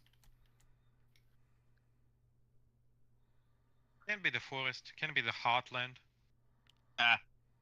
There you go. How? How? Every single one just out of range of each other. This is painful. Well done. All right, that's my turn. Okay. Please read 2537. Yep, we Okay. are changing over. Wait, no, we're not. I thought you... No, this is... Sorry, she's got my brain going off. Few things No worries, sorry. fill a night with despair more than the prospect of being imprisoned and unable to wander the world in search of an adventure. You languish in your dread confinement, hoping the opportunity to escape will soon present itself. You may use sword and shield to fight your way to freedom, magic to conjure a means of escape, or cunning to trick your captors. Alternatively, I'm going to use cunning. hang on. Alternatively, you may wait patiently for your allies to entreat you for freedom. If you do, your turn ends immediately. But you gain destiny I and do endure that? hardship. Okay, no. I'm using cunning. I got a 6. Nice. You feign illness and demand to see a doctor. A guard quickly sends for a local physician who arrives to examine you. After the doctor closes the door God. behind him, Sick man. you reveal your true health and knock the hapless fellow unconscious and steal his clothing. Wearing your new disguise, you recover your possessions and make good your escape. Gain destiny equal to 2. Gain 1 Okay. courtly skill of your choice. And lose imprisoned. Okay. Oh. When I lose this status, I also gain 1 rank of renown. But what does that mean? What is renown? Any Pick your piety, your villainous, or your romance, and Yeah. gain 1. Okay. Typically for endgame scoring, you want to have one really high one and possibly one that's like the most common one of everyone else or something, whatever it was. Last Okay. game we got all of them massive in the end, but Yeah. you want at least to That's it. clear into the new threshold. Morgan, Okay. that's your turn. Did you pick Alrighty. your renown yet? So Yeah, he I did. can only move Did I? 1 at a time. So 1. No, you're at 2, isn't it? It's minus 1 per turn, isn't it? Oh, your movement is Reduced by 1. limited by 1. Yeah, Okay. your enrage goes to So. 2. So you can make it So I across can the move ocean to 2. 2. Okay. I thought it was Hello. only 1 space at a time. Alrighty. Milady. So, what do I Chihuahua packing up a here? lung. Entire You encounter a procession. raging storm. Ooh. What location are we at? Is this a city? It's a city. Yes. Okay. Interesting. 206. I fight the storm. You may have Yeah. that choice. That'll be funny if that is the case. Yeah. You are the storm that is approaching. It's just Ah. rain. Ah. Fine, try and kill it. Alright. As you enter the main square of the city, you hear rumors of 2206? Yeah, okay, alright. You hear rumors of rampant crime besetting the town. After a short while, the clouds darken overhead. The wind rises, and a tempest ensues. Rain pours in droves, driving most of the merchants and townsfolk indoors. Some pack up their stalls, but many simply flee into nearby buildings, trusting that their wares will survive the storm. You notice a group of youths sneak into an alley as the storm begins. You wonder what they are up to. You also spy the glint of jewels at the back of a modest fruit stall. You may follow the youths into the alley, or you may examine the fruit stall. Hmm. So go chasing after children or fruit. Probably probably thieving children or stealing something that is left unguarded in the fruit stall. Yes. Yeah, so it would probably be best to go see what they're doing. Catch a thief or be a thief. All right, you want to catch a thief? Let's catch a thief. All right, 1858.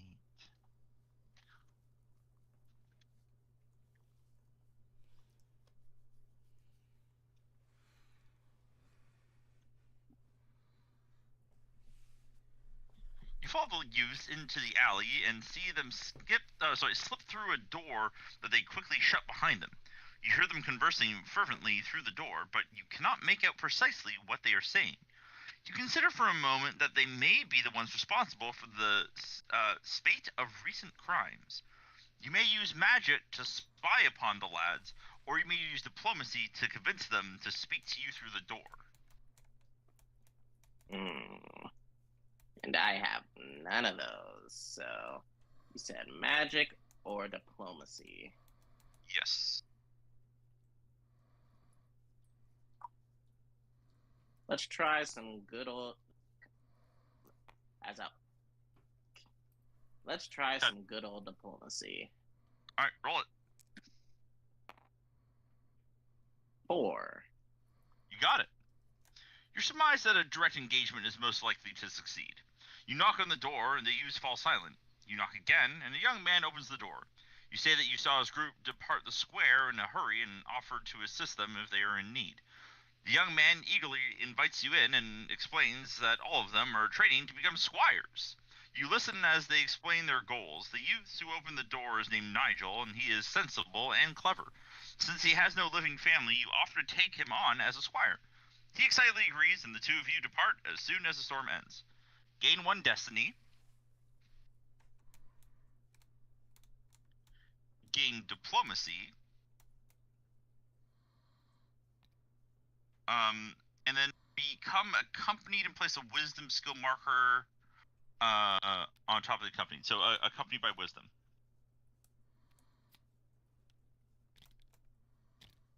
So, what? Okay. Did you what part do you need assistance with? The accompanied part. Accompanied by wisdom? Yeah. So when you grab the accompanied status card, it stays permanently on you. You then have a skill token of, as the game goes on, you may be accompanied by more people that will give you additional, essentially, like, overclock bonuses to your skill that are limited to your own character sheet. So instead of gaining wisdom on your sheet, you have accompanied and you have a wisdom status card on there that essentially counts as a +1. So I can't gain wisdom anymore. No, you can. No. You can. You gain a different token of it. So, for instance, if you come over to my character sheet here, I have diplomacy at 1. Wait, where are you? I'm orange over here. Okay. Yeah. So you see, I have diplomacy here, but I also have accompanied over here with an additional diplomacy on it. That means that my effective diplomacy is a 2 right now. And say you wanted to upgrade your diplomacy. You can do that. Would it just go to them instead? No, I would gain it. What it means is basically the max skill is like 6, but let's say I already had something at 6 and 5, then it would effectively be a 6. If I had it at 6, I'd have it effectively at a 7. Yeah, basically, I don't know why you're explaining this so complicated. You get a bonus +1. That's it. You get a bonus +1, exactly. And does this one over here increase? No. No, it just stays. It's permanent. It's permanent like Beloved. Okay, so just a permanent +1. Yeah. Exactly. Permanent +1. Yeah. Got it. Okay. Alrighty. And that is my turn. Now we're on turn 5.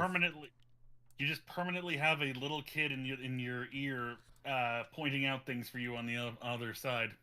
Yeah, it's Squire. That's fair, yes, but still. Yeah. All right. Every knight of Camelot is invited to celebrate the Feast of Pentecost at the Round Table. Every knight may immediately move to Camelot if they wish. Knights who are imprisoned, lost, smitten, or unhorsed cannot move to Camelot at this time. I'm good where I am. Move me to Camelot. Why can you not go to Camelot if you're on horse? Unhorsed. Unhorsed. Unhorsed. Yeah. Okay. Yeah. Every knight scores destiny equal to their highest skill rank or their highest rank of renown. Great. Sorry, say that again? Every knight scores destiny equal to their highest skill rank or their highest rank of renown. Okay. Got it. After scoring is completed, every knight draws one quest card and then gains one skill of their choice.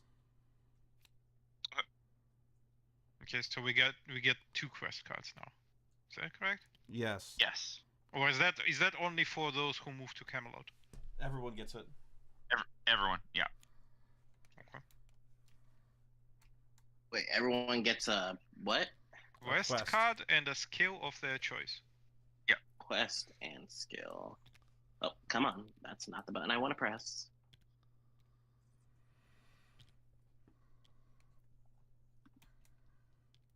Journey into the unknown. Search the encounter deck for a location card related to one of the places of power on the game board, not Camelot, Orkney, or Benwick.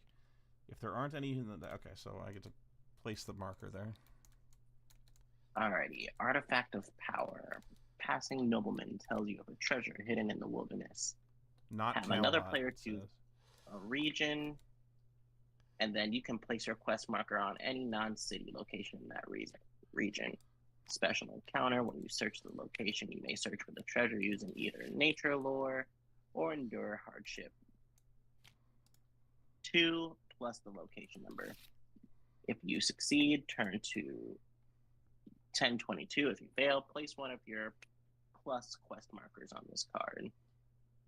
And we get a skill of our choice, you said? Yes. Well then. I think this is telling me something.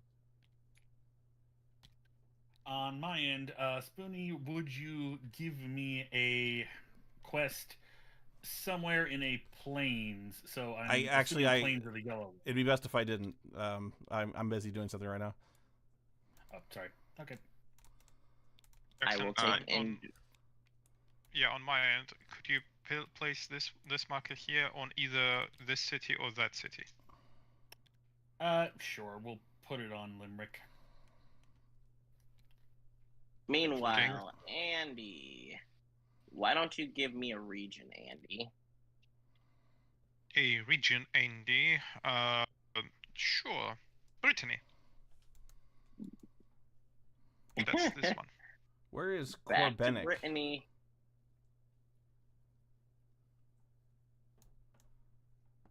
There's what now? There's a place called Corbenic, and I don't know where it is. Does it say the region at least? No. Well, there it is. Ah. Then I will put it right It's there. right at the core. Bennick.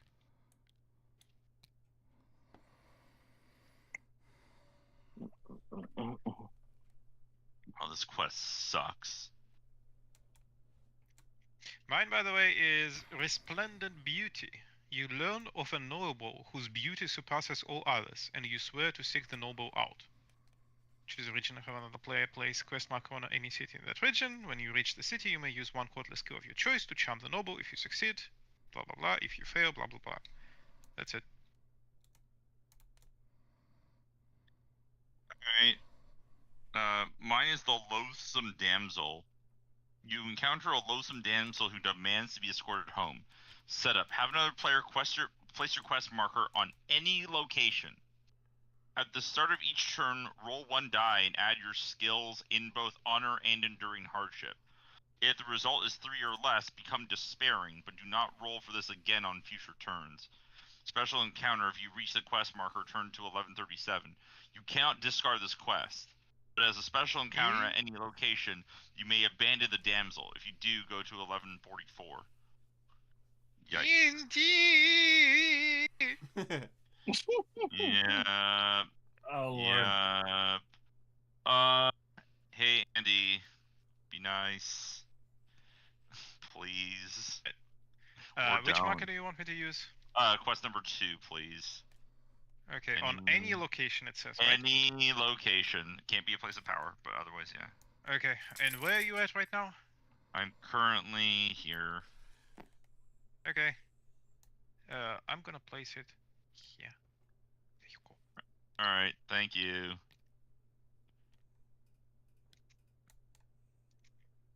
If you get imprisoned again, I'll free you. I think I might free Jackson this turn, though. See what that's like. Or at least attempt to. Speaking of things and going wrong for me, I have a baleful warlock I've got to deal with. Also sucks. Spoonie, are you free to put me on Yes. a plains in the low grass? Yes, I can do that. There's only one choice, so... No, they're plains. It's there, any of the yellow ones. Yeah, it's this one. Cool.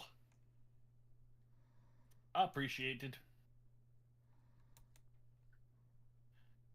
Oh, there's Basically, another one I've here. heard rumors I want this of an one. evil warlock who is transforming knights into dire wolves, and I'm off going there. Uh oh. Was that the direwolf that we hunted before? Was that one of his? Possibly. I'm Okay. hunting his good boys. So it is my turn. Oh wait, no, we're still not done. Every knight who is betrothed and has 0 ranks of villainy gains 1 rank of romance. Nice, will do. Betrothed and how much renown? 0 ranks of villainy. You're And not we gain- betrothed, so... I think I'm the only one's betrothed right now in the game. Wait, is it betrothed and 0 rank villainy? Yes. Morgan, you're not basically- betrothed, so basically, you got yeah. nothing. Yeah. I thought it was an or, not an and. Okay. Nope. We're going to see. See what? The wizard? See, well, actually, no. There's a quest in Corbin I could go to. Let's see. It's so far away. All these.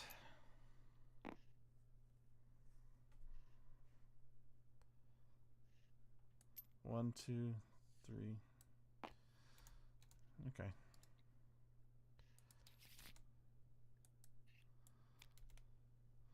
I encounter a rogue. A blessed rogue. Ah, Oh no. Okay. I bet. that is 1703. Okay.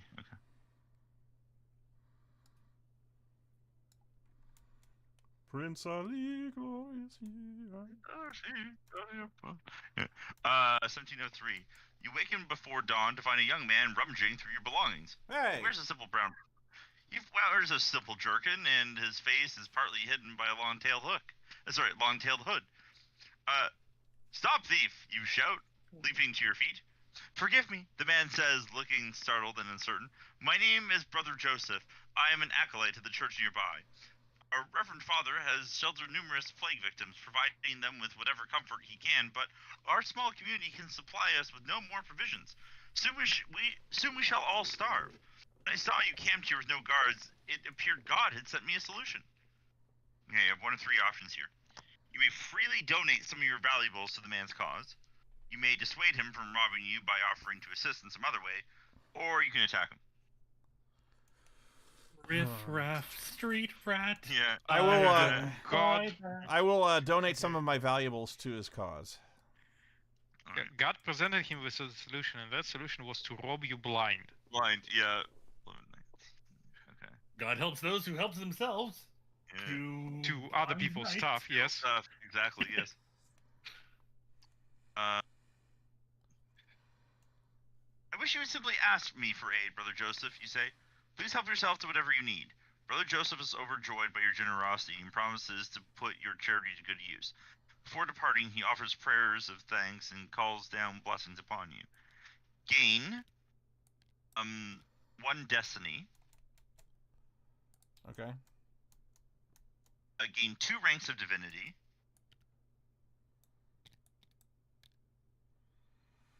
Become blessed. Hey. Lose 2 ranks of villainy and lose 1 treasure if you have it. If you have one. I do not. Oh, cool. Wow, so that's not even, you don't even roll anything for this one. Nope. You just No, get because- a shit ton of shit. Okay. You would have lost if you had any treasure. You would have lost the treasure basically because you're donating it. It's weird that it doesn't say you can only pick this option if you have a treasure. But yeah. Yeah, it should probably say that, but it doesn't. Yeah, it doesn't. So. Yep, that's fair. Air, I have to go pleasing a magic queen of the fairies to get blessed. This guy just gives some food scraps and he's suddenly blessed on the same level. Yeah, yeah, to a holy man. His name is Pardue. He's a holy man. And I'm going to lose the mad status at the beginning of next turn, so I'm going to get rid of it. Cool. I am no longer mad. I gave away all my possessions. There you go. So did I gain? Marie Kondo effect. I didn't gain any skills though. That sucks. No, but you did gain 2 Divinity. Divinity, so that helps for long term. But yeah, skills at this point in the game are probably better. Okay. Alright, time to do this shit. Start of each turn, roll 1 die, and add your skills in both the honor and enduring hardship. I have none of these, so it's just a straight roll. 50-50 shot. That's a 5. I'm good.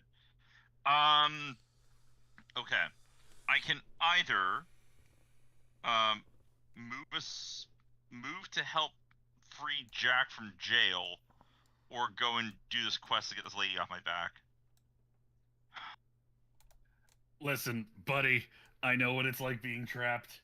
Go for it if you feel like you need it.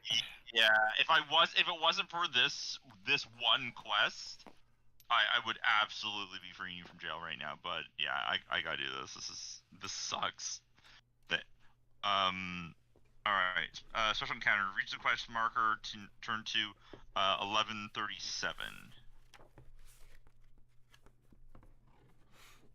As you round a bend in the path, 1137. Are you sure? Yes. Loathsome Damsel, if you reach the quest marker, turn to 1137. Okay. As you round a bend in the path, the hideous creature lets out a gleeful cry and points to a small hole in the ground. "Here is my home, dear knight," she declares as you gape in amazement. "I thank ye kindly for enduring my presence for such a long journey."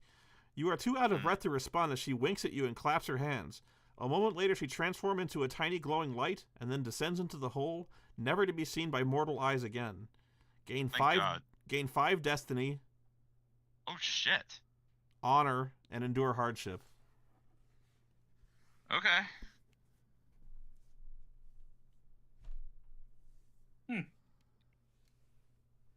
Honor. Endure hardship. All right.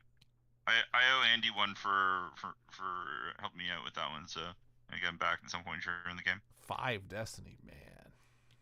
Yeah. Meanwhile, at the Castle of Evil.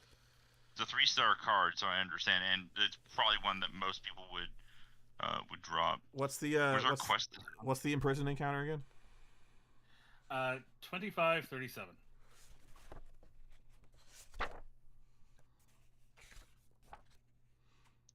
Okay, you may use sword and shield to fight your way to freedom, magic to conjure a means of escape, or cunning to trick your captors.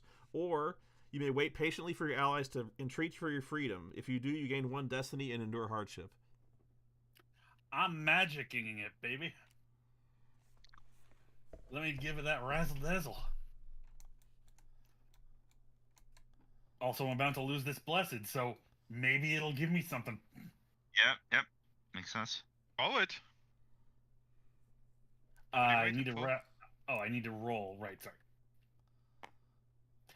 3, 2. Wow. 5. You do it. You recognize runes carved on your prison wall and are able to activate them in the right sequence to reveal a secret passage. Secret tunnel. Oh, it's such a good thing that you had a magic statue in your cell that opens a secret passage. You wait until nightfall to vacate your cell. You then recover your possessions and retreat joyfully away under the cover of darkness. Gain 3 destiny and 1 spiritual skill of your choice. And lose imprisoned. And when I do, I gain a rank of renown. Whee! In fact, while you are imprisoned, Emperor Uriel Septim approaches you. You are the one from my dreams. I'm so playing the remaster of that tonight after this. I am increasing my romance. And that is my turn. Okay.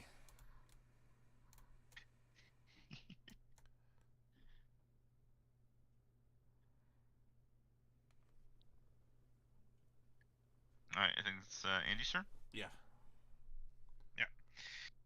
All right. Well, off we go on our adventure. 1, 2, 3. Glop. Whoop. Camelot. Camelot. It's only a card. Okay. Right. I guess that's it. I'll read Yeah, the I read can- the I encounter can- for you. Yeah, 2604. No. That's actually the second era, right? Yeah. No, it's I read so the at the that's top 20 of the I read the top of the card. Oh, The one at the top. okay, yeah, 26. A company of knights led by Sir Bedivere of Camelot overtakes you and requests that you return to the palace with all due haste. King Arthur himself has requested your presence in a matter of significant urgency. Then you can just place the. I'll get to it when I get to it. Next, Morgan. Location cards are cool. I'm so glad everyone's getting a location card. I hate this. Next time, no, you'll see. The Yeah. third game, I'll have nothing but location cards, and no ability to get to them. Alright. It'll be like imprisoned or I'm something. Oh, I've you'll get got some my- butt location cards. Yeah, sure. Yeah. Do you have to Yeah. I've encounter? arrived at my location for the Dark Plague. When you reach the quest marker, turn to 1311. Okay, I'll give you that one. I turned right to it. Nice. Also, wait, yeah. Enraged goes down. So next turn it should be off, I believe. Right. All right. When you and your beleaguered companions finally arrive at the entrance to the forbidden place of power, you are weary and suffer from many ailments. You fall into a deep sleep and dream of strange encounters with otherworldly beings. When you awaken the next morning, you and your companions feel born anew. The afflictions plaguing your bodies have faded completely. The travelers rejoice at the miracle and offer to rejoin your retinue. Gain 3 destiny. Gain 1 rank of renown. And gain accompanied and place 1 skill marker of your choice on the accompanied status. You get a free skill of your choice Yeah. as a bonus. And lose plague Yeah, ridden. As an accompanied. Which, when you lose this status, gain 1 skill of your choice. Nice. So you gain basically 2 skills. One on the Okay, board, I'm going- one on another accompanied. We'll just place it on the same company card. Just stack them. Yeah, just on the same card. Gonna stack Endure Hardship to 2. And then another. Take your pick. I'll find the skill for you.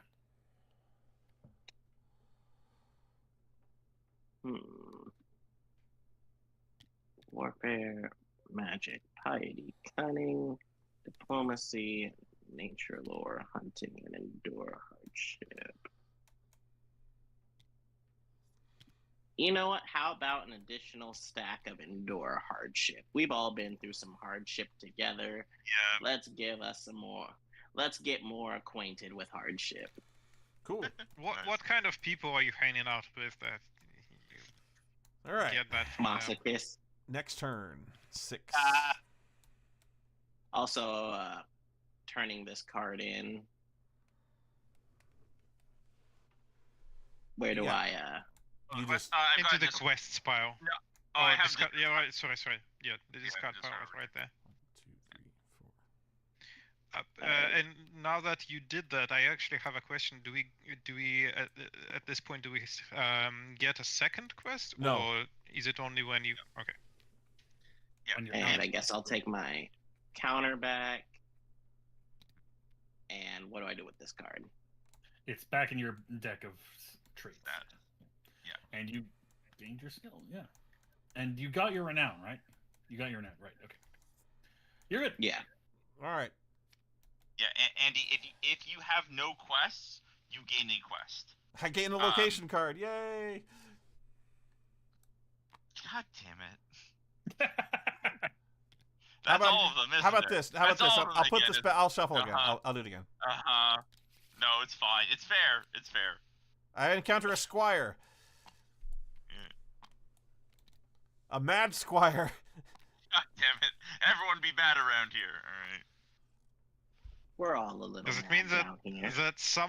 some other NPC has to choose what the Mad Squire does for him? Right?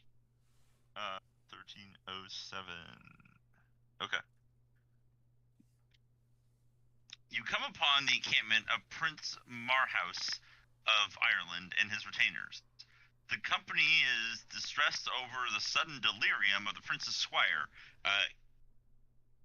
Canahins, K-N-A-H-I-N-S, who returned from scouting covered in blood, repeating that he saw two angels murder an innocent maiden.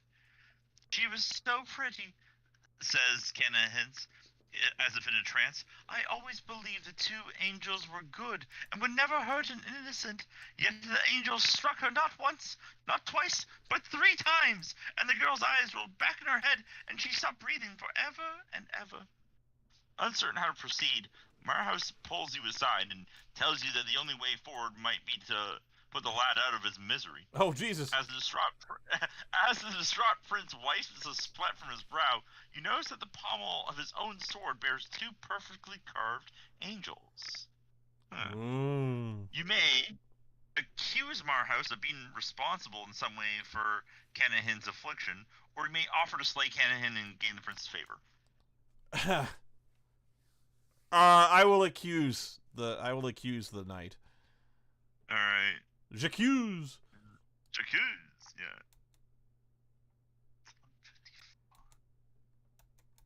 We're not going to villainy route with Sir Galahad. This one's huge. Okay, cool. Marhaus is unquestionably nervous, and the 2 angels carved into the hilt of his sword cannot be mere coincidence. You feel honor-bound to challenge him to reveal his part in whatever happened to his squire. You may use wisdom to convince Marhaus to tell you the truth, or you may use sword and shield and fight him in a duel to force his confession. Fight me. All right, roll it. I get to roll again. Yay. I rolled 1s. Jesus Christ. Both ones? Yeah, both 1s. I rolled a 3 total. I knew it! Blessing magic is a hoax! It's always been a false. Alright. You draw your sword. I know not precisely what you have done, you say, but I have no doubt that you were responsible for what has become of the lad. Marhaus bristles at your allegations and draws his mace. You and the prince battle fiercely, but he disarms you and sends your sword flying out of reach. God damn it. You yield to his mercy, and he commands you to withdraw your accusation. You sigh as you do, you sigh and do as you are bidden, then depart in shame. Gain sword and shield,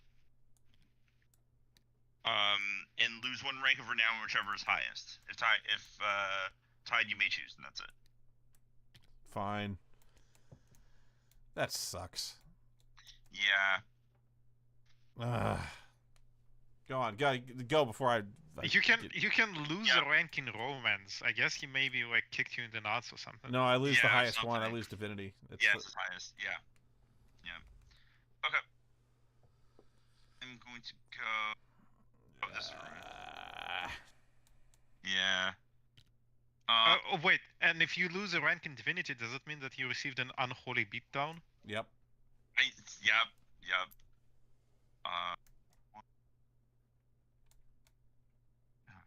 2, 3, 4 puts me here. Okay.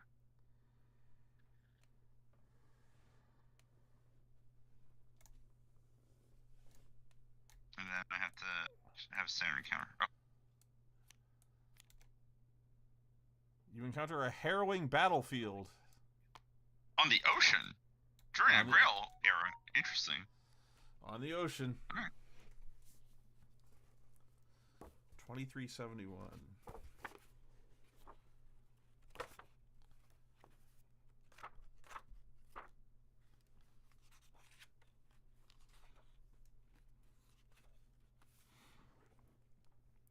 As your ship sails along the coastline, you spots a fleet of Viking longships in the distance, rapidly closing on a location further up the coast.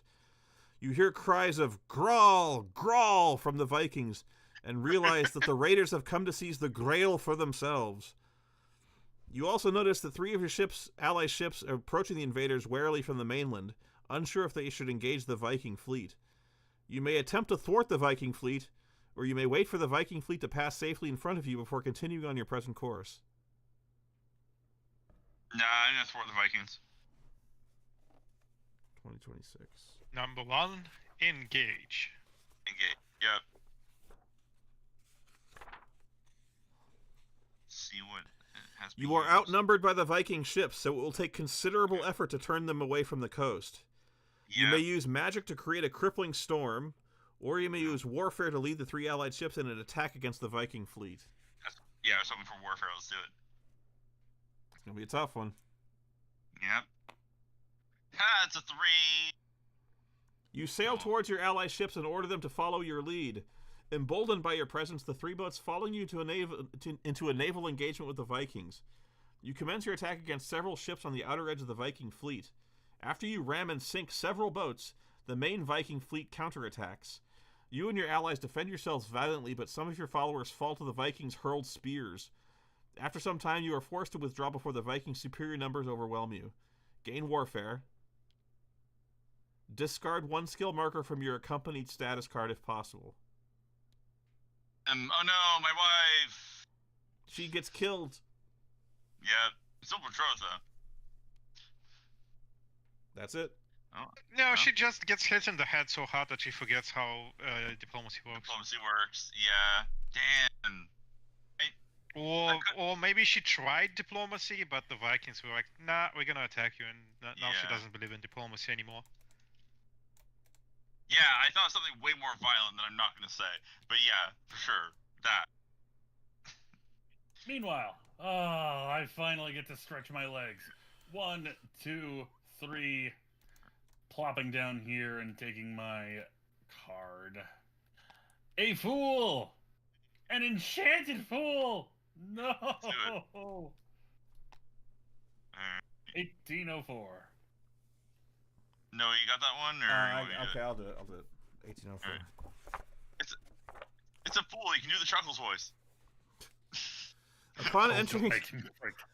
Upon entering a wealthy town, you are approached by a lady who serves at a noblewoman's court. "Please help us, good knight," she pleads. "My lady's jester was cursed by a horrible witch, and we cannot wake him. Please follow me, and I will tell you all that I know." The maiden relates how the decrepit old witch, who goes by the name Korek, did not care for the jester's humor and cast a spell of eternal sleep upon him. The fool will only awaken at the sound of genuine, enthusiastic laughter, but given the poor fellow's predicament, the court isn't much in the mood for cheering. You may try to elicit genuine laughter from the court, or you may confront the witch. Do your type 5. Tell a stand-up routine. I gotta go for the witch. Mostly because, let's face it, Lancelot, it's not laughs a lot. Ugh. Okay, yeah, that doesn't work, sorry. You set out to find Korek and free the jester of his curse. You may use diplomacy to convince the witch to lift her dark magic, or you may use mounted to attack the old crone. With a horse, yes. apparently. You just I run was over the horse. I was expecting magic somewhere in here because I've been working on that one, but no, Yeah. I guess I'm just going with diplomacy then. Here we go. Oh my god, 2. Yeah, we're just rolling like crap today. You track down Korek and greet her cautiously. The witch points her staff towards you. "Why do you approach me, interloper?" she demands, to which you respond, "Fear not, woman, for I have no wish to harm ye." The witch cackles unpleasantly. "You could not harm me even if you so wish," she says. You glare at her. "If my intention were to cause you harm, I could surely do so." Korek's demeanor changes, her face twisting into a scowl. "Another word and I will turn your body inside out," she hisses. You back away, regretting your approach, and depart the area as swiftly as possible. Gain diplomacy. I thought for sure that would end in a baleful polymorph. Yep, same. No, he backed out. He chose the better part of valor. Yep. Jeez. Brave, Sir Robin. Robin, yeah. and shuffle.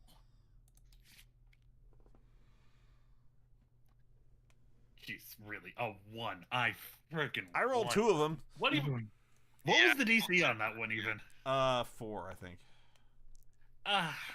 50-50 odds. Alright, and anyway, my turn. 1, 2, 3. Landing on here. Doing my quest. Visit to the other world. When you reach the location, you may seek the portal using either magic or hunting. Which, yeah, I guess I'm gonna do magic. Roll on the dice. You did it. I succeed. If you succeed, turn to 11:22. You got this. Okay, yeah. 11:22.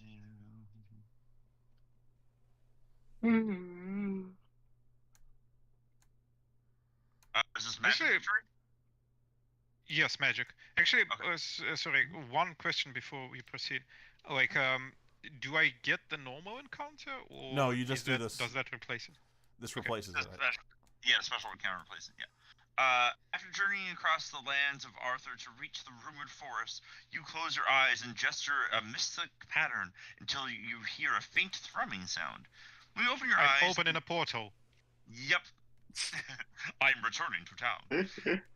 When you open your eyes, the gate to the other world appears, inviting you to embark on a marvelous adventure.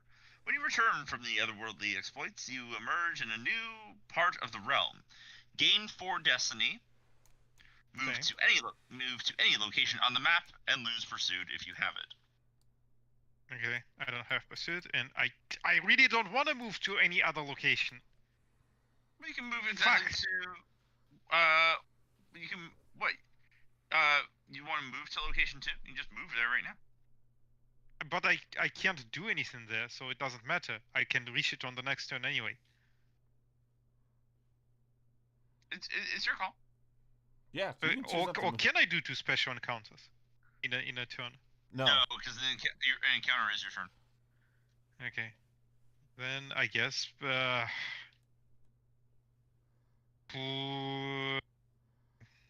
yeah, I guess I'm just I opened the portal and not gonna use it. Okay.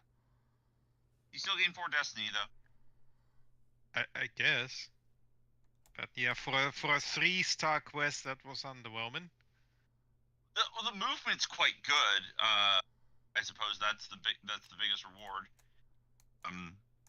All right, Morgan. You're up. Oh yes, thank you. Your choices being to hit the Cave of Merlin up or go on the rest of your quest. Oh, you gotta do the Cave of Merlin. You and I are tied now for destiny points because of that 4 though. So in the lead. So.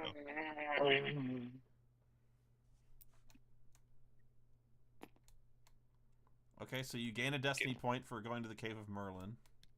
Yep. 25, 22. I got it. Got it? Alright. That's the spirit. You doing it right there, Morgan? I'm hanging in there. From the edge of Castle Tintagel, you carefully make your way down the steep path of the cliffside to the roaring beach below. There, beside the crashing waves of the sea, you find the cave that Merlin uses as a place of contemplation. As you enter, you find the tireless wizard sorting through a number of manuscripts and loose papers. His materials are strewn across a stone desk that looks like it has been shaped from the minerals of the cave floor itself. Upon noticing you, he waves you over with a genial grunt. You ask Merlin why he sent for you, and he laughs cheerfully. Because, my dear accomplished pupil, it is time for you to apprise me of the developments of your life. Feeling puzzled, you ask, can you not simply look into the future any time you wish, Master Merlin, and behold everything in store for me? Merlin's face scrunches with a mix of amusement and exasperation. My gifts do not function that way, he informs you. Some visions come to me unbidden and clear, while those I summon myself tend to be rather nebulous, I'm afraid. He waves his gnarled staff at the slate wall opposite him, and it immediately forms itself into the shape of a chair. Now, take a seat and tell me what progress you have made in the world beyond my study, he commands. Focus on the deeds in which you have had the greatest success. You may focus on your earthly achievements, such as those that reflect material or a vainglorious success. Or you may focus on your sublime achievements, such as those that reflect passionate or spiritual success.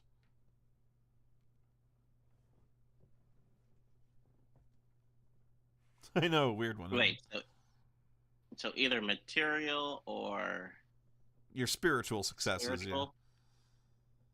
Spiritual, I'm gonna guess, is gonna be renown based. Material might And be your skills. Or treasure. Be skill or treasure,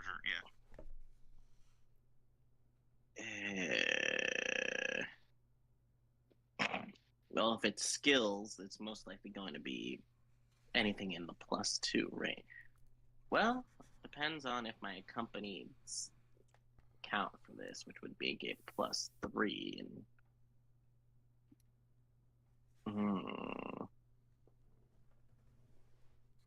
renown is at 2 though. Everything else is at 0. But the thing is, it says material goods, and these are skills, so I wouldn't really call them material. Yeah, and it seems intentionally vague as far as what you want to pick on. Merlin is a mysterious. I will go with spiritual then. 2310.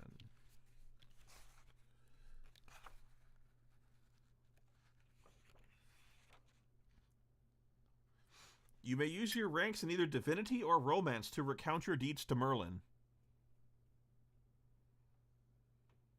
We'll go divinity since that's the highest one. Okay, how many you got? 2. Okay. I have endeavored to walk the path of light, though it is long and difficult struggle, Master Merlin, you say. You spend a full hour narrating the tales of your accomplishments so far, including your acts of kindness and your treatment of the sick and wounded. Merlin listens intently and smiles. You are off to a good start, dear knight. You have a long road ahead of you still, but with hope, you will accomplish even greater deeds for the cause of righteousness. Now you must return to the wasteland to continue your adventures. Gain 3 destiny and 1 rank of renown.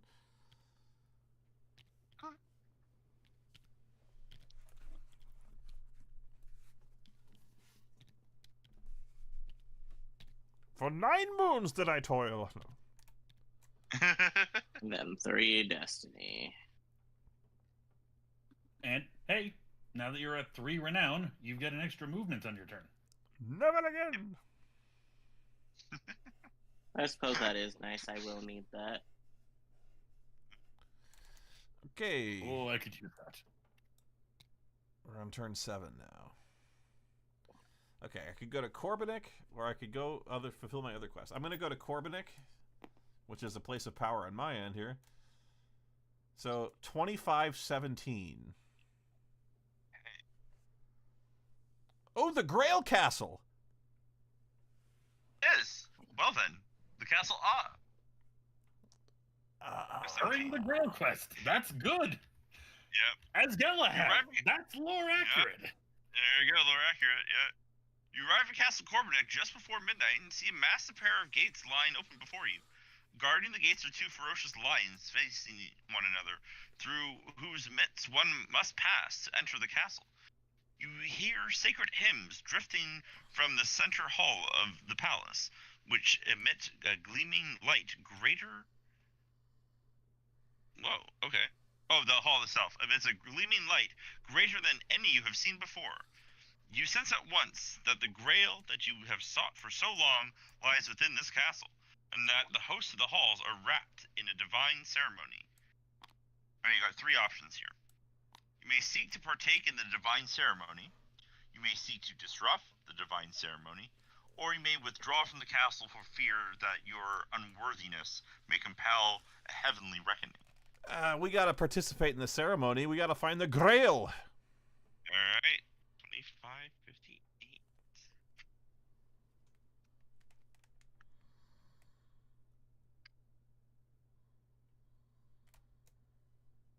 As you walk towards the gates, you hear the sound of footsteps behind you. Other knights, too, have arrived to partake in the ceremony of the Grail. Woo, there's a lot here. Every other knight in the game may now choose to move to Korbanek, For each knight who does so, the active player gains 1 destiny. As you read below, if at any time there are no knights left in Corvinek, then the active player's turn ends and the next player's turn begins. I will move to Corvinek to assist in the ritual. This seems like a big deal. Okay. Corvinek's here? Yeah. Right, it's right here. Perfect. Yeah. I'm cool with moving there. Okay, anyone else? Fine. This is gonna go terribly. Oh, Hold it's too far on. away from everything. Do you want to 1, join 2, in 3. this or no? Let me see. 1, 2, 3, 4. 1, 2. It would take you pretty far away from your quest. Yeah, so Corvinet's up here. Yeah. 1, 2, 3, 4. 1, 2, 3, 4. 1, 2, 3, 4. 1. I wouldn't worry. You're gonna get teleported to Camelot soon enough anyway. So. Fair enough. Alrighty, I'll join you, chucklefucks over here. Okay. And that just leaves you, Andy. Are you coming along or? No!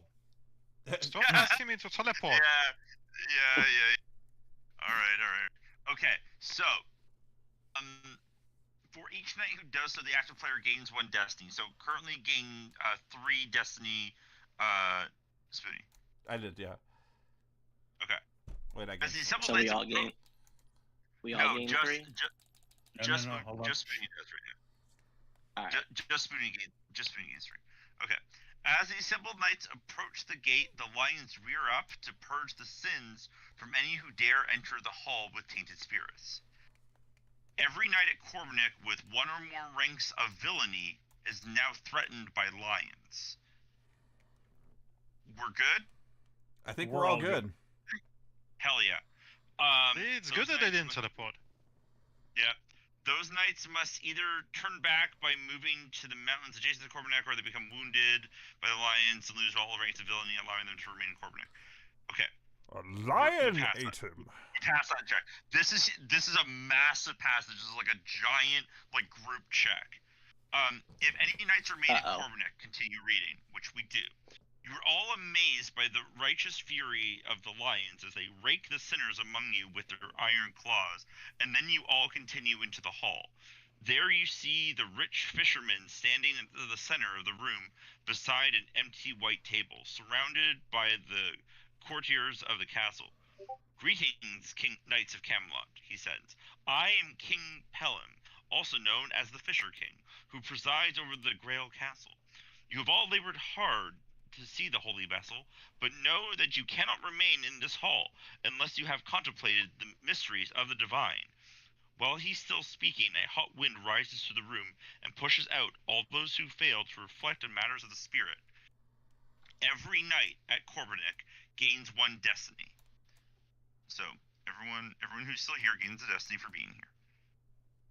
Afterwards, all knights with 0 ranks of divinity must move to the mountains adjacent to Corvinek. If any knights remain, continue reading. Okay. I'm still here. I only have 1, but I'm still here. We're all here. You're still here. We're all here. Perfect. We're all in. Okay. Wait, sick. no, you're not. Sick. You're not, Shane. You're Shazam. You have none. I'm none? Oh, shit. Really? Yeah. Bye. Whee! No. Well, alright. Damn it. Okay. The mountain's adjacent. Okay, it was already Yeah. there. Okay. Alright. Okay, continue reading. The south door of the hall opens, and a girl dressed in white samite enters the room, bearing an artifact covered in a crimson cloth.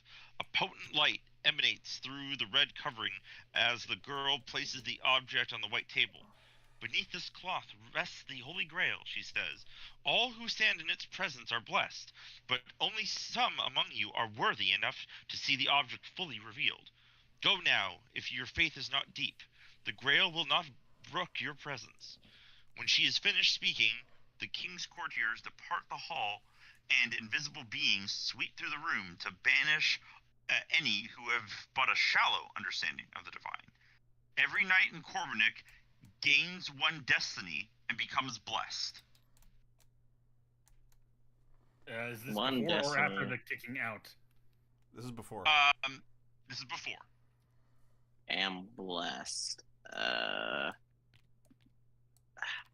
Where is blessed? It's in the thing, so I'll find it for you. Don't worry. Okay.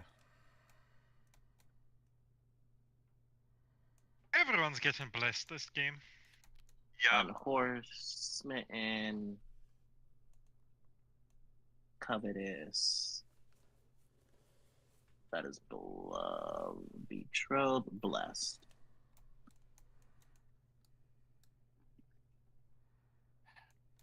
All right, and now because I'm the one with the lowest faith, I'm getting the boot, aren't I? All knights with 1 or 2 ranks of divinity get out. That's us, buddy. Spoony, we are getting kicked to the curb.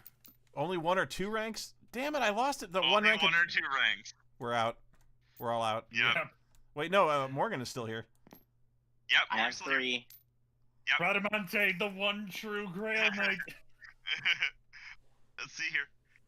The king removes the red cloth to reveal a golden gem-encrusted chalice that burns more brightly than the sun. It takes some time for your eyes to make out its shape.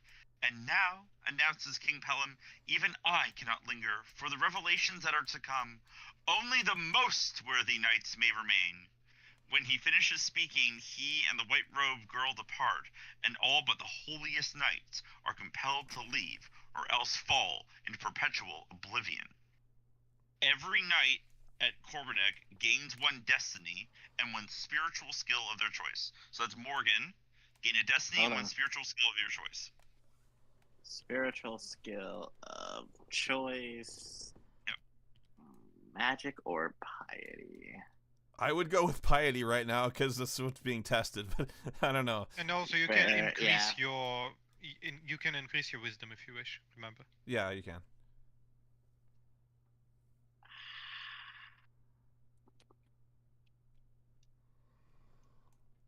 I'll get some piety on the board. Okay. Now the big moment. Everyone who is 3 or lower probably gets Wish I kicked hadn't out. lost that rank of divinity. Damn it. Yep. All knights with 3 to 4 ranks of divinity must move to the mountains adjacent to Corvinic. That's as far as we get. All right. So I completed my quest. Now you got to turn to 1011. That was really cool, though. That went quite far. All right, 1011. So we found the Grail and we got kicked out. Great. Yeah. Well, no, we got to, some people got to see it a little bit. I got got a the peek. whole- You know, me. Good. Yeah. You didn't get the holy revelations of God, but you know. 1011, you said? Yeah. Okay. That's closer to the start.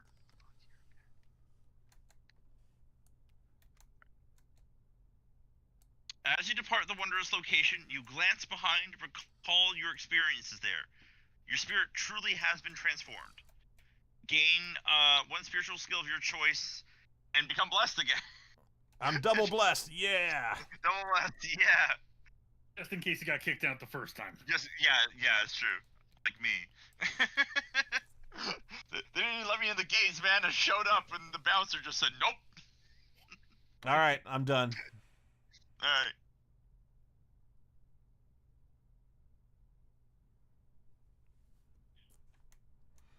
You're up, Shazam. Okay. Yeah. Thanks. Okay. So we're all slumming the mountains here. I'm just gonna. Okay. So I want to go 1, 2, 3, and 4 into the swamp here. All right. Standing encounter. Yep. You encounter a maiden. A wandering maiden. Nice. Okay. Okay. Forsooth, you come this way often, brave knight? Married to a woman I met in an invisible castle. Just off She the got hit path. in the head by Vikings. Just off the path, you spot an adolescent maiden tending an exhausted horse. She wears ill-fitting leather armor. She has an ill-fitting jerkin.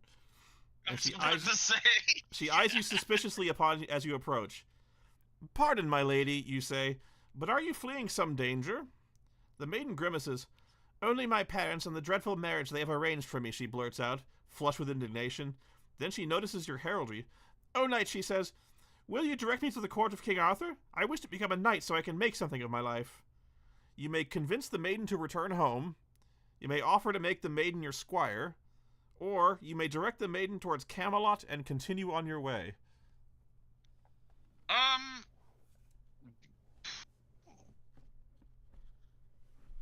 She can become my squire. Okay. 1806.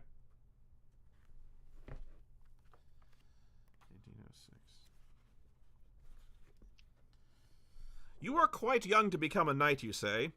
I would, however, be willing to take you on as a squire. The maiden looks at you askance. I'm quite handy with a sword already, she says. What more could you teach me? You may use honor to inspire her, or you may use sword and shield to show her how much she still has to learn. It's the same skill, both at one for me, so I'll do sword and shield, I think. Seems more on, like, yeah. A 4? My location number, damn. Let me show you, you say. Try to strike me. She draws her sword, advances, and swings her blade towards your helm. She is fast, but you are faster. You parry her attack and use the engagement to sweep her blade in a forceful arc that wrenches the sword from her grasp. I see, she says, catching her breath. Very well. Teach me to do that, and I will be your squire. Gain destiny equal to 2. Huh? Gain 1 rank of renown. Become accompanied and place sword and shield marker on top of the accompanied status card. Cool. Alright, I get accompanied again and sword and shield. You're lucky the location number was lower. She'd have kicked your ass. Wow, yeah. Like, wounded kicked my ass? Yeah. Oh, shit. Yeah, okay. Got it.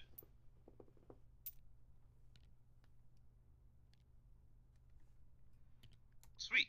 Yeah, no, She's like, I am no man, and just like whoops you. yeah, yup. All right. I am lucky that I got kicked down to the mountains at least, because this means I can one-turn this. 1, 2, over here. 1, 2, 3, on for my first quest of this special encounter. When I reach either one of these locations, I may use hunting or wisdom to seek the heart. And I have 1 in hunting, so I'll be giving that a roll. Mother! You're still blessed, though, aren't you? I am blessed again! Okay. Ding, ding, ding, ding, ding, ding, If ding, I got ding. another... I was gonna say, if I got another 1, I was gonna be like... Yeah. About to lose that blessing. Okay. If I succeed in any location, turn to 1024. I got it. Yep. Okay, it was a hunting victory. It was a hunting victory, yes. The White Hart leaves barely a trace behind as it runs through the land on its mysterious journey. You finally realize the creature runs above the ground, but leaves faint golden dust in its wake. After following the trail of golden dust, you come upon the magical creature. It nods to you in submission, then fades from sight, leaving you feeling invigorated. Gain 2 destiny. Yes. Gain hunting. Hunting up. You may move up to 3 spaces. That's helpful. And remove the remaining quest markers pertaining to this quest from the map. 1, 2, I guess we'll go 3 here. And I'll just pick these up and take them on our way. Okay, I'm good to go. You got high off of horse dust, and it made you run really fast. Okay, Yep. Andy. Alright. Move one. Right here. Standard Do my encounter? quest. Nope, do my quest. Resplendent Beauty. When you reach the city, you may use one courtly skill of your choice. So Cunning. Rolling. I rolled a 4, which is exactly what I need to charm the noble. If you succeed, turn to 10-18. Okay, 10-18. That's at the front of the book. Yep. I got it open. If you... I got it. You have just entered Right. the city when you behold the noble walking gracefully in the town square. The fair one's elegance and charm leave you speechless as you kneel with head bowed. Rise up, says the noble, I would have words with thee. Gain one destiny, one courtly skill of your choice, and become beloved. Okay, is that it? Is that all he said? That's it. I have words for you, and then I'm beloved. Okay. That's Uh-huh. it. Beloved allows you to become betrothed, or you can reject the love. Baby beloved. There it is. Upon gaining the status, you must immediately decide whether to court the person or reject their love. Why? Okay, here's my honest question. There is an option to reject, but why would you ever do that? Like mechanically? Because if you're ever betrothed and you become betrothed again, you gain ranks in villainy instead. So, like, but yeah, like, there is no, like, if that's not the thing, there is no benefit at all. Like, there are only bad things that can happen if you reject. Yes. Pretty much. 5 and 6 is a good thing, but most of them are bad. Yeah. Typically speaking, you want to. Typically speaking, you want to be become betrothed. At least the first time. Yeah. But if you get too many people in love with you too often, it becomes a bit of a problem. Yeah. All right. Actually, then, yeah. So determined is a good thing, you say? Okay, I'm gonna try that. Why not? I'm gonna reject. That's Okay. all. I rolled a 3. You That get didn't happen. pursued. Pursued. Okay. Let's see. Pursued. Pursued. Esteemed. Plague-ridden. Pursued. During the movement phase, after you finish moving, you must make a skill check using one wilderness skill of your choice. If you fail, you cannot encounter your correct location. Instead of a special encounter. Okay. Alright, got it. Exit pursued by a beauty. Morgan. Alrighty. Oh yeah, and it's actually, give me You a get new second. quest. That's both New both quest. Where quests, was right? I even at? Just a Like second. the Morgan. mountains were. Oh. Where one sec. Yeah, I forgot to get a quest. The Bridge of Death. Really? Hell yeah. Yep. Amazing. You learn that a powerful treasure lies on the other side of a decaying bridge that crosses a perilous gorge. Have another player place your quest marker on any mountain location. When you reach the location, you may attempt to cross the bridge by using one wilderness skill of your choice. If you succeed, turn to 13-18. If you fail, one of your followers falls screaming into the abyss. Discard one skill marker from a That's company's easy! status card if possible. Amazing. Yeah. Alright, well, Morgan, can you pick a mountain location for me using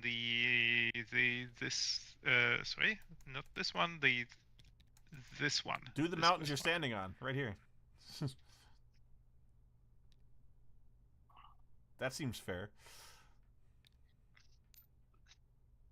Alright. Yeah, but sure. Besides, it's a really high Thank you. high location number, so it's gonna screw him. He gets a bad.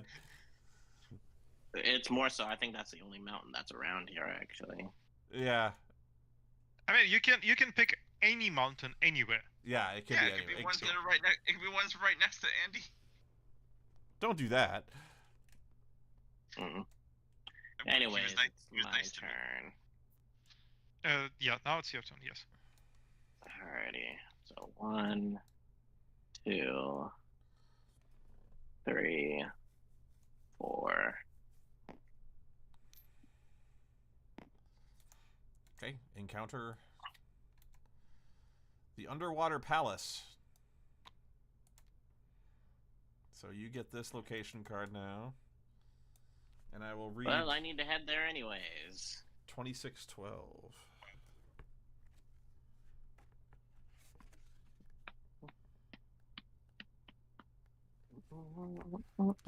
You are approached by a maiden wearing a gown of black and white.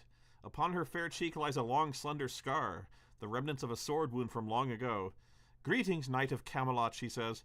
I am Saraid, a servant of Vivian, the lady of the lake. My mistress, who has since relinquished her title to Nimue, invites you to visit her underwater palace beneath a lake in Brittany. Yet fear not, for the lake is but an illusion. You may enter the vale without fear of drowning. You may now enter the underwater palace. And that's it. Yep, I was headed there anyway, so... Okay, so we're on Man, turn. location cards are great. It's fine. It's fine. Next time. Next time, I swear. Abandoned ruins. And I'm in a forest. So 23, 21.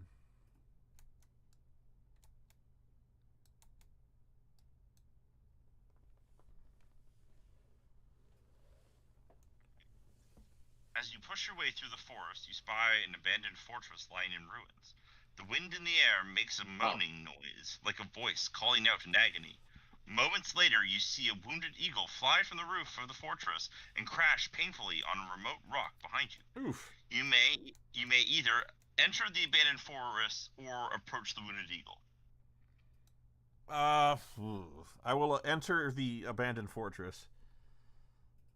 Only to the front of the book.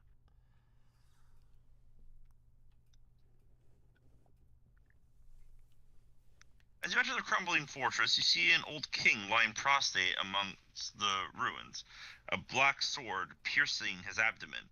"Help me," he pleads. "Remove the burden of this dark weapon." As you approach, you feel a sudden pain in your gut. You may use Endure Hardship to resist the pain and remove the weapon, or you may use Honor to bring comfort to the king's spirit. We'll use Endure Hardship. Did you say that the king was Alright. lying prostrate? Yep. Prostrate. I did say that, didn't I? Prostrate. I totally messed that up. Yep. I got a 5. What's your location number? 2. Did you roll blessed? Yes. Okay.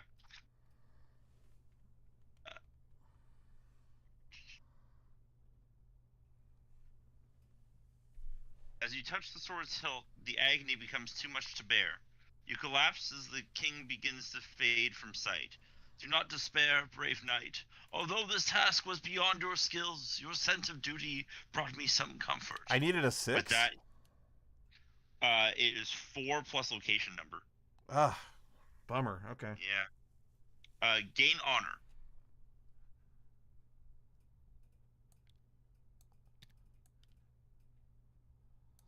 Alrighty. That's it? That's it. Okay. My turn then? Yeah. Okay. Let's see here. I am... Not rolling as well as we did last time. No, yeah, a lot of lower rolls this time for sure. Okay, I'm gonna go over here and have a standard encounter. What do I get? You encounter a strange beast. Okay. And where are you? You're in the sea? I am, yeah. 2365. Encounter number 2. Here, sorry, I'll move myself slightly out of this space.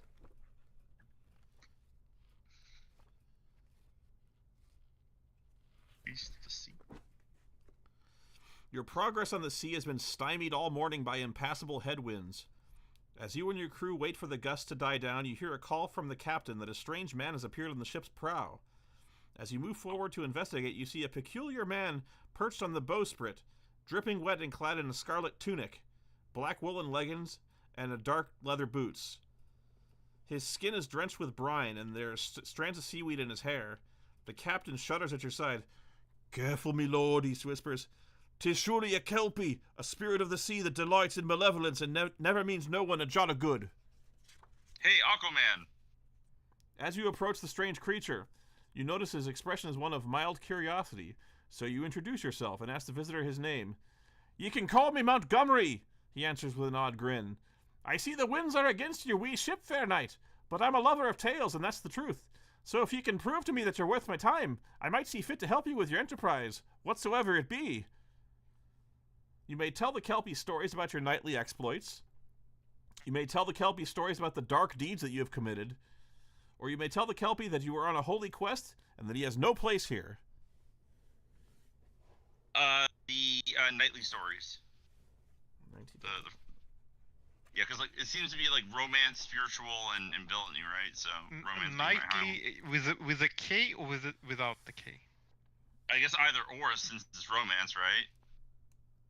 I have adventured far and wide, and I have achieved much in the name of knighthood, you declare. You must use your ranks in romance to recount your deeds to Montgomery. How many do you have? 4. 4, okay. The Kelpie cocks his head with interest and gestures for you to continue. So you choose a few of your most memorable accomplishments and relate each a thrilling yarn. The Kelpie hangs on your every word, clearly invested in the stories of your endeavors. My dear knight, he says, you're truly a knight worthy. You're truly a right worthy sort. I shall be honored to aid ye. Tell me whither you're headed, and me lads will ensure your ship gets there.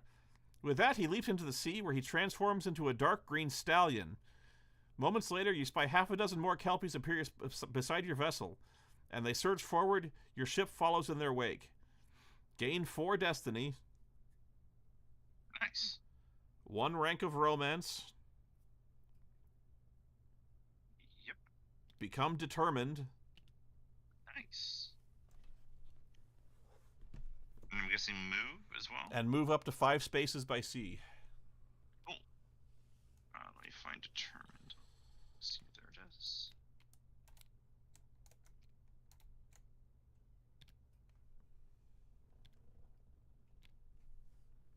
Whenever you gain 1 or more ranks of renown, gain 1 additional rank of the same area of renown. I guess order of operations matters. I don't gain that other one. That's fine. This gets removed as well since I had an encounter there. I'll deal with that later. Let's keep moving. 1, 2, 3. Actually, no. You know what? Just in case. 1, 2, 3, 4. I think. Yeah, we'll stay in the north because I could always get moved to Camelot. Okay, then that finishes my quest as well. So could you read 11:18 for me? Let's see.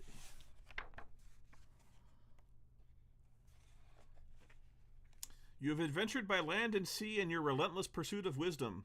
On a small island not recorded on any maps, you find a temple containing a single book that recounts all your recent exploits. As you close the book, you reflect upon the meaning of your adventures in a way that brings you deep enlightenment. Gain 4 destiny. Gain 2 different skills of your choice. And 2 ranks of renown. This is unfair.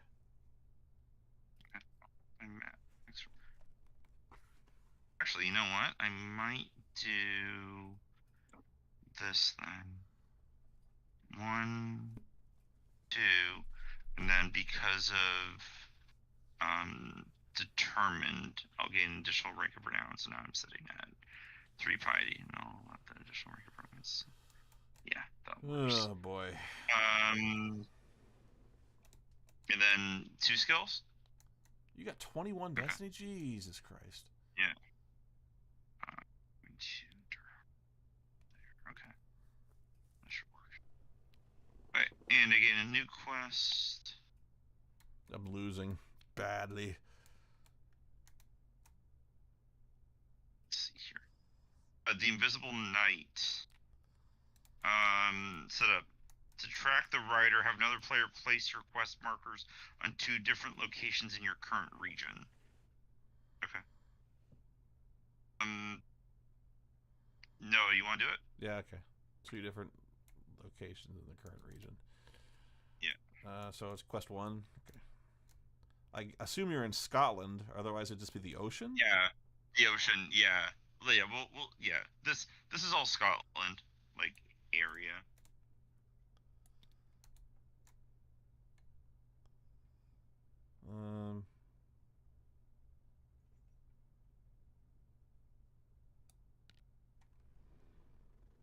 No, we'll do this one. I like this one. Do you want me to read the flavor text? No, it's okay. Alright.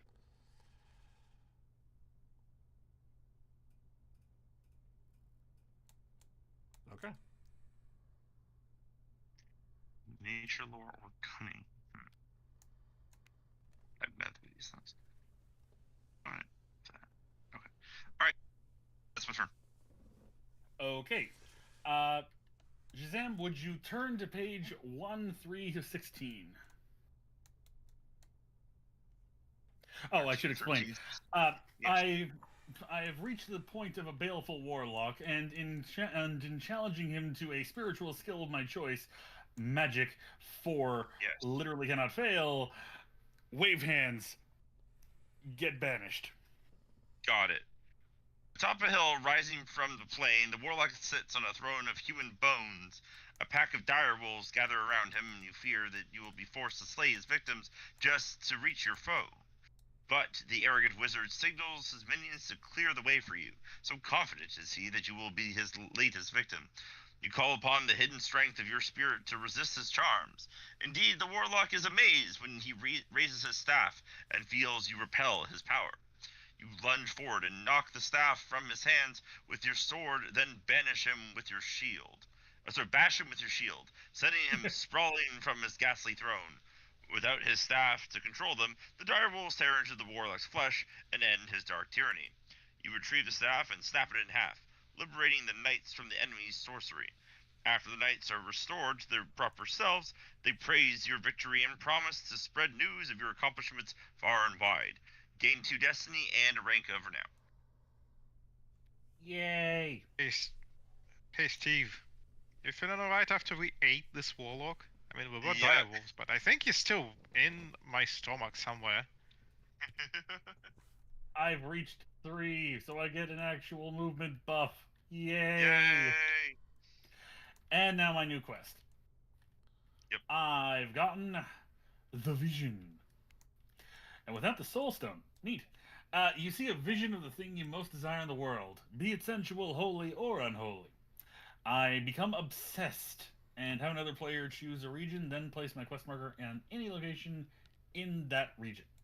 When I reach that location, turn to this. If I ever discard this quest, lose obsessed. Like if you ever lose obsessed, discard this card. So, Shazam, pick a region for me. Yep. Let's say Normandy. Normandy. Okay. Yeah. In that case, sure. Let's go to Calais.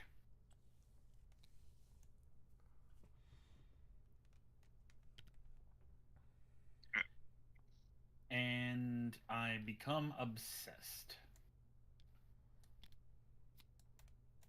No, not imprisoned. Thank goodness not imprisoned.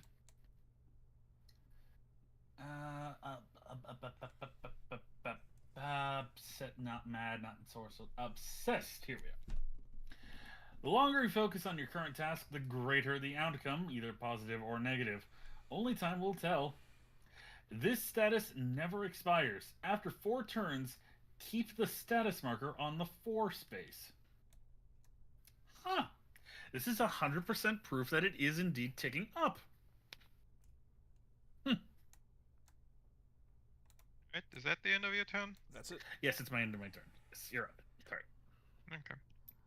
So it doesn't really matter where I go, so I'll just go here.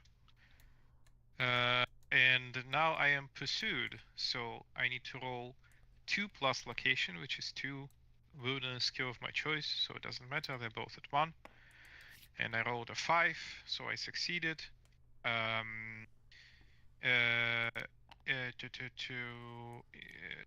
it doesn't say anything that I succeed, so I just continue being pursued, I guess. Oops, Yeah, sorry. the pursuit thing still ticks down at the start. So yeah, you just don't. You're not forced into a special encounter. Yeah. So, Okay, so you encounter a regular magnificent encounter. you encounter a magnificent feast on the high seas. Okay, fair enough. 2372. I got it. Seafood. Yeah, seafood. Yeah. Your ship sails towards the Isle of Estrangor, where an annual tournament is underway. You disembark to allow your retainers and crew a chance to enjoy the revels. You marvel as riders race horses around the outskirts of the island. You also observe robust competitors carrying progressively heavier rocks in a test of strength. You eventually join a circle of spectators watching knights engaged in swordplay. You witness challenger after challenger bested by a mysterious knight in golden armor, his head covered by a full face helm. A maiden beside you groans as another challenger suffers an ignominious defeat. No one knows who this champion is, she says. No challenger, not even the most skilled of knights, has come close to penetrating the defenses of the Gold Knight. With all his opponents defeated, the knight stands stoically awaiting another challenger.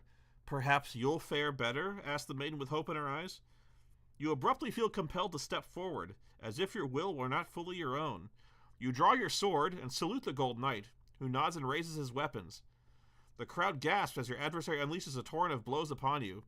Within seconds, you have lost sword and shield and lie face down in the dirt. You feel a terrible rage rise up within you. You stare up at the Gold Knight with clenched teeth as he turns and strides away without further ceremony. You may follow the Gold Knight and challenge him to a second duel, or you may forget about the Gold Knight and participate in one of the other contests. Hulking out.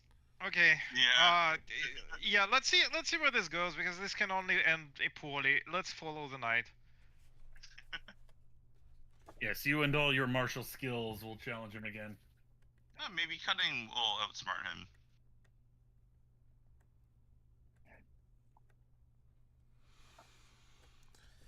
You follow the knight and throw your gauntlet at his feet. Turn and face me again, for I am better prepared now, you say. The Gold Knight stops but does not turn, and in your mind's eye you see a vision of a rocky beach, when the moon is at its height, and you know to seek him there. That night you discover the rocky beach on a secluded part of the island, and when the moon reaches its zenith, you behold the mysterious knight standing alone on the shore, his back facing you and his weapons undrawn. You may use piety to pray for strength during the coming battle, or you may use your ranks and villainy to achieve victory at any cost. Huh. Not what I predicted. Okay.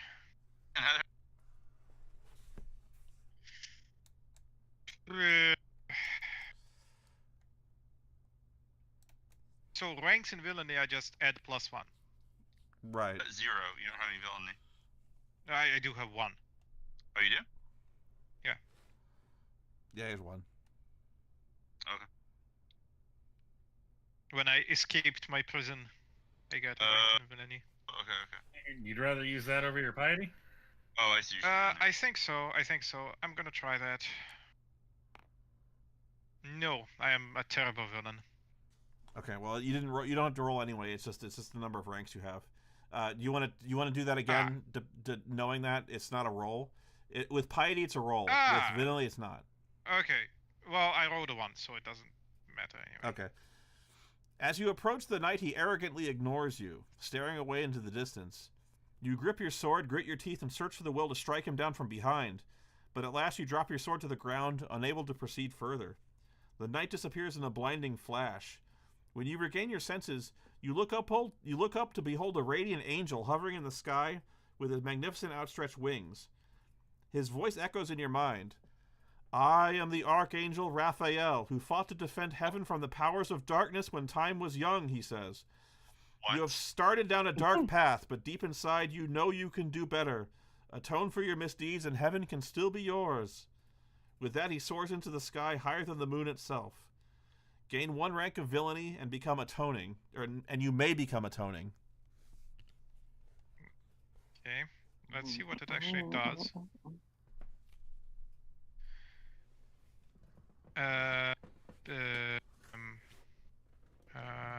Cast atoning.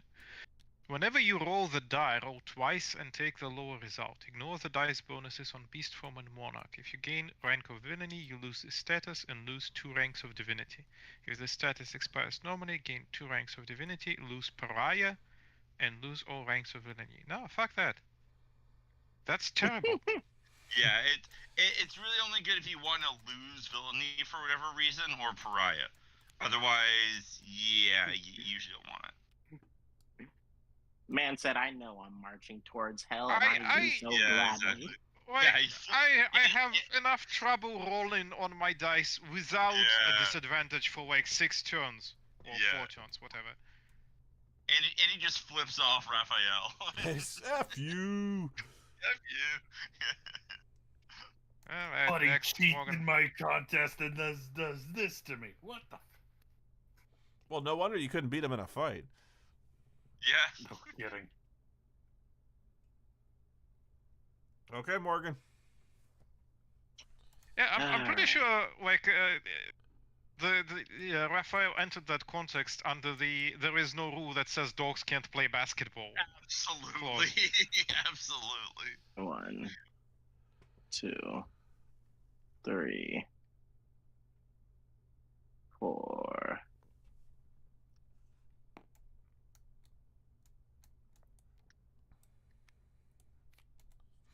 You encounter a dwarf. A cunning dwarf. Brian 2013. Bad year Danielson for music. suddenly shows up at your indie backyard wrestling bout with your siblings. Also, yeah, I forgot to mention earlier that Enrage wore off a while ago. Okay. Okay. As the sun breaks through the morning clouds, you come upon a tournament being held at Castle Dangerous. Dozens of knights prepare to enter the list to compete in the joust. As you consider entering the tournament yourself, you notice a dwarf fretting off to the side, so you ask if you may be of service. The dwarf introduces himself as Guivray, a close friend and companion of Sir Gareth of Orkney. "My master's a worthy knight," says Guivray, but at the request of his lady, he has chosen to hide his identity during the tournament. Thus far he's defeated every comer, and it rankles me that his fame will not profit by it. You ask Guivray how Sir Gareth has managed to keep his identity a secret for so long, and the dwarf tells you that Gareth's lady has bestowed a magic ring upon him that changes the color of Gareth's surcoat and shield. If only we could filch that ring from him, his true heraldry would be displayed for all to see, he muses. You may offer to help Guivray steal the ring from Sir Gareth, or you may offer to joust against Sir Gareth and reveal his identity during the battle.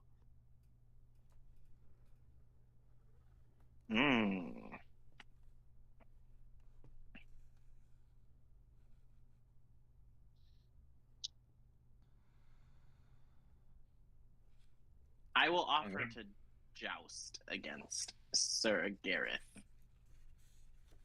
Okay. Blessed, maybe. As you enter the list, you are impressed to see that horses are available for any knight who needs one. As you prepare yourself for battle, you watch as Guivray cleverly influences the tournament marshal to line you up against Sir Gareth during the first bout. You may use mounted or honor to tilt against Sir Gareth. I will use honor.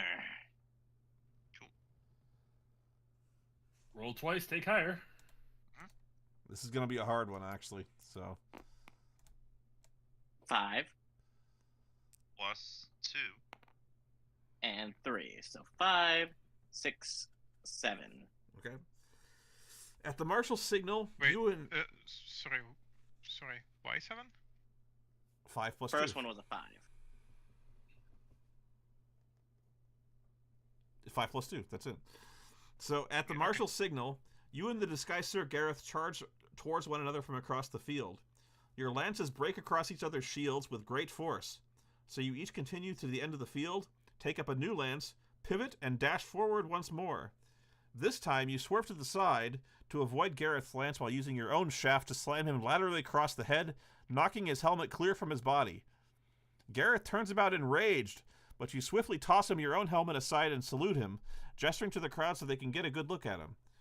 The people stand and cheer as they finally learn the identity of their potent champion, and Sir Gareth cannot help but bask in their praise. After replacing your helms, you and Gareth continue your joust and ultimately knock each other from your saddles. Exhausted, you both end the battle in a draw. You reunite later with Guivray and Gareth, who realizes that you and his dwarf companion were in league to reveal his identity. Sign in acceptance, Gareth thanks you for allowing him to increase his fame without breaking his oath to his lady. Gain destiny equal to 5. Equal to 5. 1, 2, 3, 4, 5. Gain a martial skill of your choice.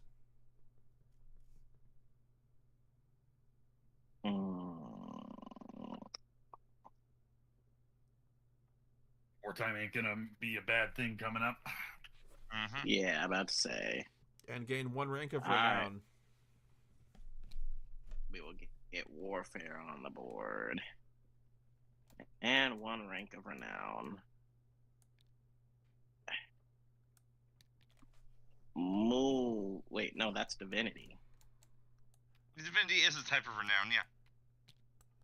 Oh, I can choose any renown? You typically want to grab your move your highest unless you have like other reasons not to. I'll just move piety. I mean, divinity. It is the same thing, yes. Well, the piety's the skill, divinity's the rank, but yeah. And so we enter the final wars of Britain. Yep. Every knight is summoned to Camelot to discuss the strife that has recently overtaken the land of Britain. You may move to Camelot if you wish, unless you're lost, smitten, or unhorsed, or imprisoned. You cannot move to Camelot. Okay. I'll see where I am. See. 1, 2, 1, 2, 3, 4. 1, 2, 3. Okay, it won't push me back that far. I can at least see what's going on. I am not going back to Camelot. It is a silly place. I'm going Why back to can't- Camelot. Why Who has the can't I look- Camelot? Who has the Camelot card, Andy? I do. Uh-oh. I think my connection just... Yeah. I'm just realizing that my ping is sky high right now. Yeah, Oh, it's yeah. a single player 999 0% loading. Oh, jeez. Well, we can keep your controls playing for you while you get that sorted out. Oh, no, you're back. Oh, yep. You're back. Looks like you're back. Okay, everyone gets a... where was I? Everyone gets a call to arms card. Right.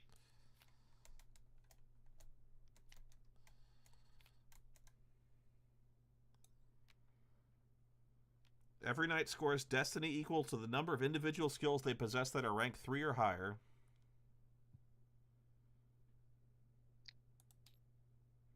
And the individual types of renown that they have that are ranked 3 or higher. Oh. One destiny per individual type of renown? Yes. Yeah, sorry, could you repeat all that again? You gain 1 destiny for each individual skill that you have that is ranked 3 or higher. Okay, 1 destiny. 1 destiny. Okay. And 1 Per skill. destiny for every rank of renown. Sorry, let's start over. 1 destiny for every individual type of renown that you possess that is ranked 3 or higher. Okay, hold on. I had to reorganize a few things. So, start from the top again. You are getting 1, Morgan. You only have 1 renown that is above 3. You have no skills that are above 3. Therefore, you gain 1 destiny. And do we get a second quest? Yes, you gain a quest card and a skill of your choice. Was everyone able to Oh, grab no. a call to arms card as well? Yeah, everyone gets a No, call to I arms. disconnected. Where is the call to arms card? It's over here. It's right here.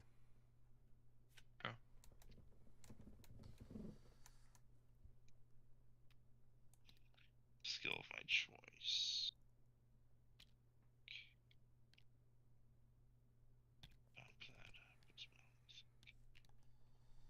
Actually, no.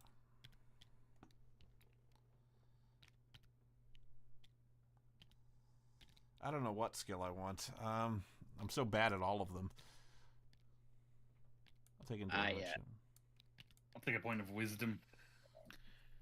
Yeah, we'll get you. We'll get you. I'll invite you again. Andy invited me. Oh.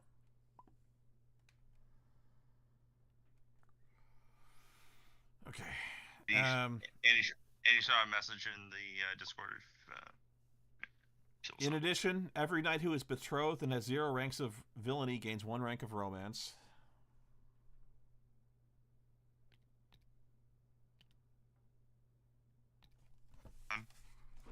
And then the player begins their turn.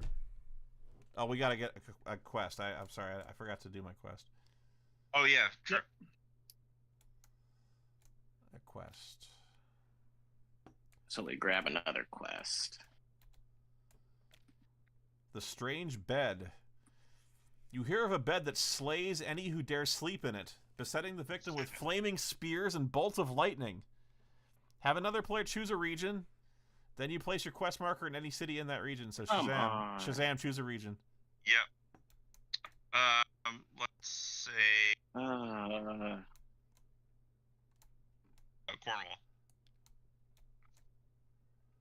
Hold on, guys. We'll get stuff done while we're Yeah. I disconnected again. Yeah. We're in the final stretch. We gotta hold together. Yep. For king and country. Won't really help if I can't even. Okay. I got Dragon Slayer again.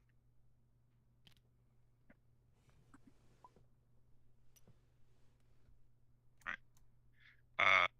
Jack, you want to pick a region? Sure, Ireland. Ireland? Okay.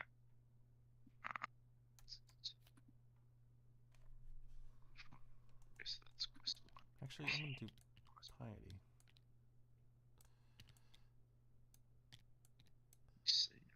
No, I'm going to do endure hardship. I'm changing my mind. Double I go. Oh, forgot this. And the Knight of Swords, a noble knight, invites you to visit his castle to meet his alluring heir. Have another player place your quest marker on any city in your current region. Special encounter. When you reach the city, you may attain the heir's love if you can control your passion for one night. You may resist your temptation using honor or wisdom. Number 4. Don't know what that means. If you succeed, match 4. Oh, you have to match 4? You can do that. If you succeed, turn to 1209. If you fail, place one of your plus quest markers on this card. Yep.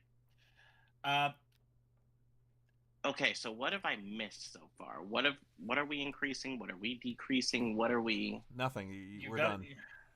Yeah, we're done. We're you've already taken your skill for your plus skill for this, right? No, I don't think I have. Yeah, you're falling behind on this one. Just grab a skill up of one of your choice, and that's it. That's it in the quest. Yeah. Spoony, would you drop my second quest token on any city in Lorgres? Any city in Logres. Sure. Meanwhile, Jack, can you place a quest marker on any city in my current region? So use number 2. Yes. Number 1. Number 1, really? Because I already have a quest out. Okay then. Okay, can you turn to entry 1040? Yeah. And I succeeded at a piety roll.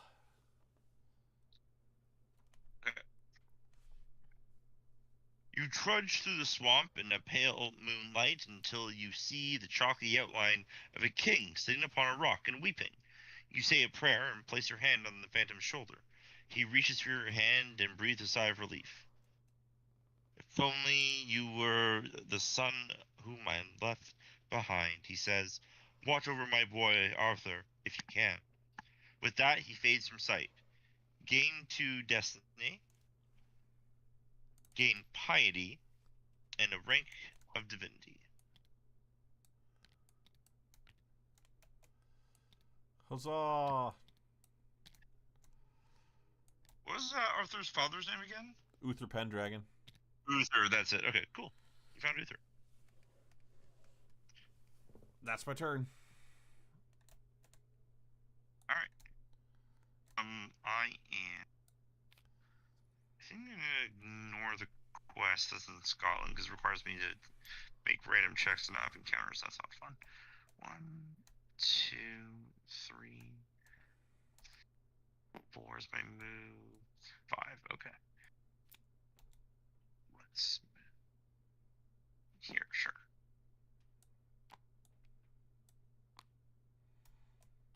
Ruthless Ruthless Brigands. Brigand. In the swamps of Scotland. In the swamps. 24:55.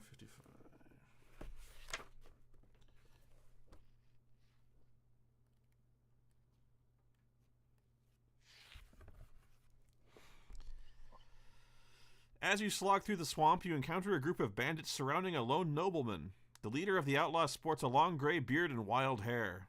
He claims with a laugh that the nobleman's riches will tide them over until they receive their rewards from Mordred. The nobleman brandishes a sword and dagger fiercely in defense. You and your ilk have long plagued these lands, Grey Peter, shouts the nobleman, but Mordred's lackeys will win nothing from me this day. Grey Peter angrily hefts his mace, and his companions begin to close in with their hunting knives. You may rescue the nobleman from the brigands, or you may help the brigands rob the nobleman. Rescuing the nobleman. 2038.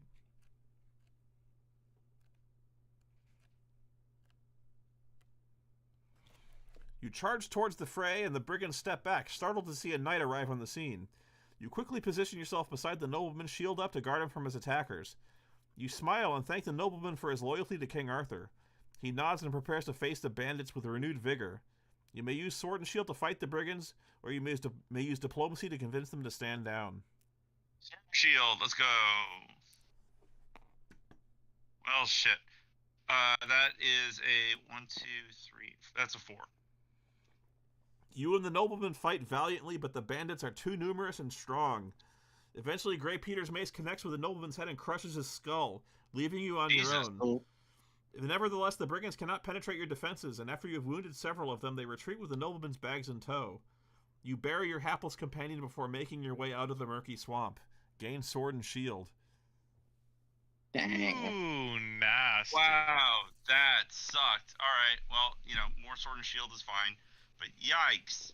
As a 1. How far off was I from... 2. You needed like a 6. I needed a 6? Yeah. Oh, 6 total. Okay, sorry, I thought you meant like roll a 6. I'm like, what the okay, yeah. Yeah, you needed pretty high. Pretty high. Yeah, that's fair. Okay, I'll take the sword and shield increase. And the trauma of watching Grey Peter's head get bashed. Jesus. Alright. My turn.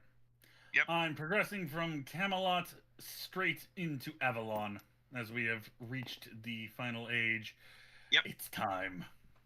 Sounds good. What number? All right. 2525.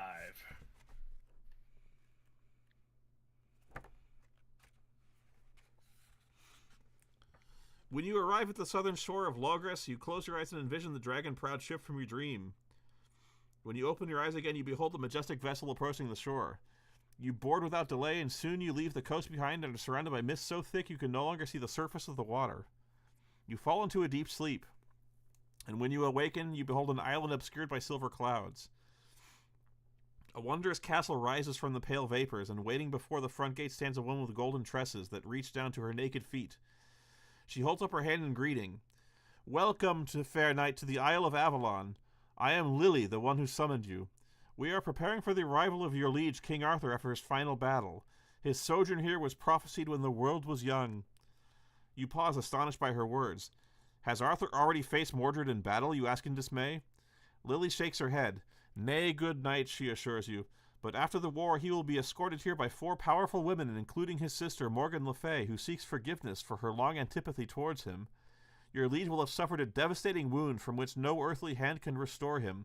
But we will serve him here, treating his wounds, sustaining his life, and perhaps one day long from now returning him home. You furrow your brow. Why have you brought me here, my lady, you ask? Should I not be home preparing to fight this self-same battle? Lady Lily smiles. We each have a part to play in the unfolding of destiny, and we require a knight of your talents to help us prepare for the king's arrival. Our healers need the assistance of a skilled herbalist healers need the assistance of a skilled herbalist or mystic to produce an ointment essential to Arthur's survival.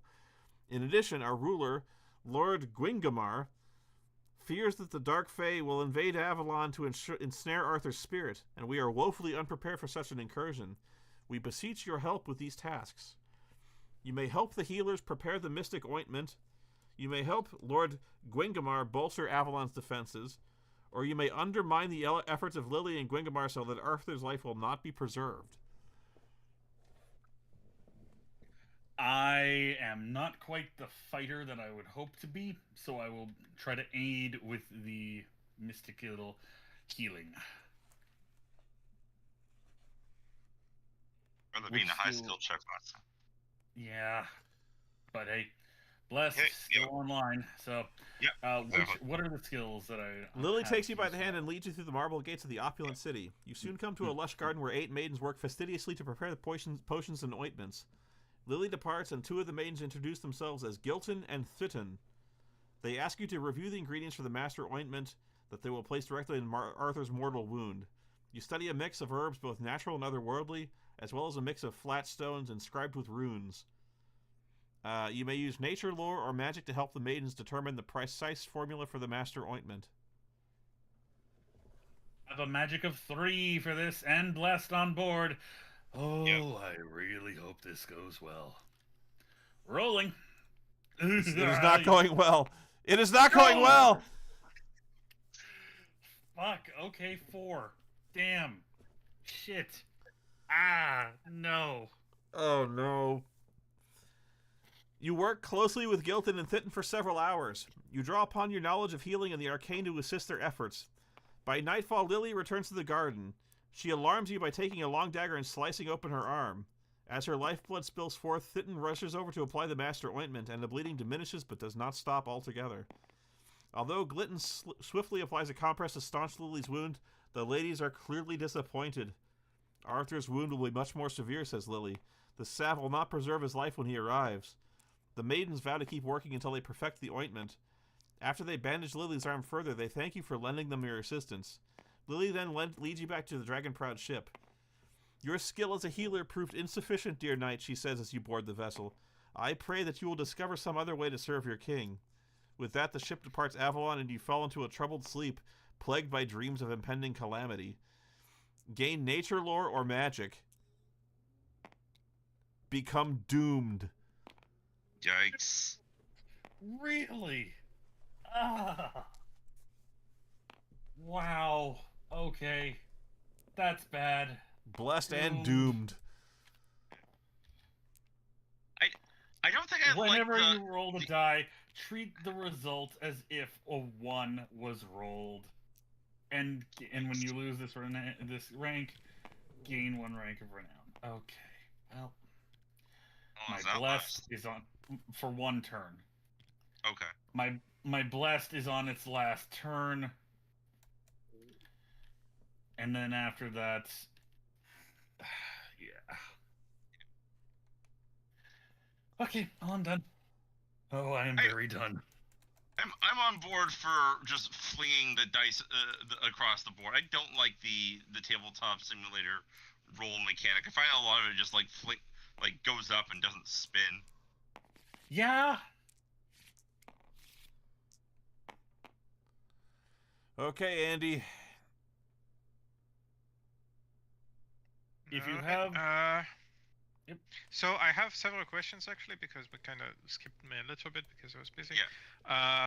So first of all, since I teleported to Camelot, do I get to activate the Camelot card? No, but you can choose to encounter Camelot now if you wish. Okay. Yes. Then before I do that, my second question is, do I need to roll the pursued one? Because technically I haven't moved anywhere. It says during the movement phase after you finish moving. You choose to move 0. Therefore is during the movement phase. Yeah, you would still roll pursued. Yeah. So I'm in Camelot, but I cannot encounter Camelot if I failed this whole. Great. Right. Okay. I failed. Please read 2550. We are not rolling well tonight. Yeah, none of us are. 2550. Yeah. Did you get your other quest online there as well, Indy? Actually, wait a second. Camelot, it doesn't have a number. It's the card. It's on the So you card. see 2528. Yeah. No. I mean like 2 plus location. Oh, it doesn't have a number because there's no I'm assuming that it never references that. But what do I? I consider do I- it 0 then. It'd be a 0. consider it Oh, 0. then I actually succeeded. Oh, okay, then fine. Okay. 2528. Okay, so I'll do that one. Yeah. 2528. Yes. It is past midnight when you make your way through the outer gates of Camelot, only to behold a scene of complete bedlam. Sir Bedivere rides up to you through the thick crowds of soldiers. He informs you that King Arthur has accepted Sir Mordred's charge of treason against Sir Guinevere. "It is the woefulest news I have ever heard," says Bedivere, wiping a tear from his eye. "Sir Mordred's men went to execute the queen by this very night in this courtyard by burning her at the stake. Her only hope lies with Her only hope lies with the Knights of Benwick, who landed at Tauntonous this morning and are on their way to rescue her. You are shocked by this news, and realize that the conflict between Orkney and Benwick has spilled over into Camelot itself. The time has come to choose a side. You can choose to join Mordred's forces to ensure the queen is executed, or you can help Guinevere escape when the Knights of Benwick arrive." Okay. Well, I mean, I escorted her before, and she was so slow. It took me 3 turns to get to her destination. So execute her. It is. 27. And he's on the ability path. Imagine your life just being put up on the line because you were just too damn slow. Yup. Burn her! Okay. You head straight for the courtyard and join Mordred's knights. "It's good to see you here fighting beside us," Sir Gaheris of Orkney, one of Mordred's half-brothers, says, who pats you warmly on the shoulder. Before he has finished speaking, trumpets sound throughout the city, warning of an invading force. Gain story token 20. I don't know how to do that. See these little story things over here? Okay. Yeah. Search and grab 20. Search. You're gonna hate me for this. 20. You're gonna hate this. Okay. Do I do something with that? Yeah. You may use warfare to defend the courtyard, or you may use cunning to lay a trap for the Knights of Benwick.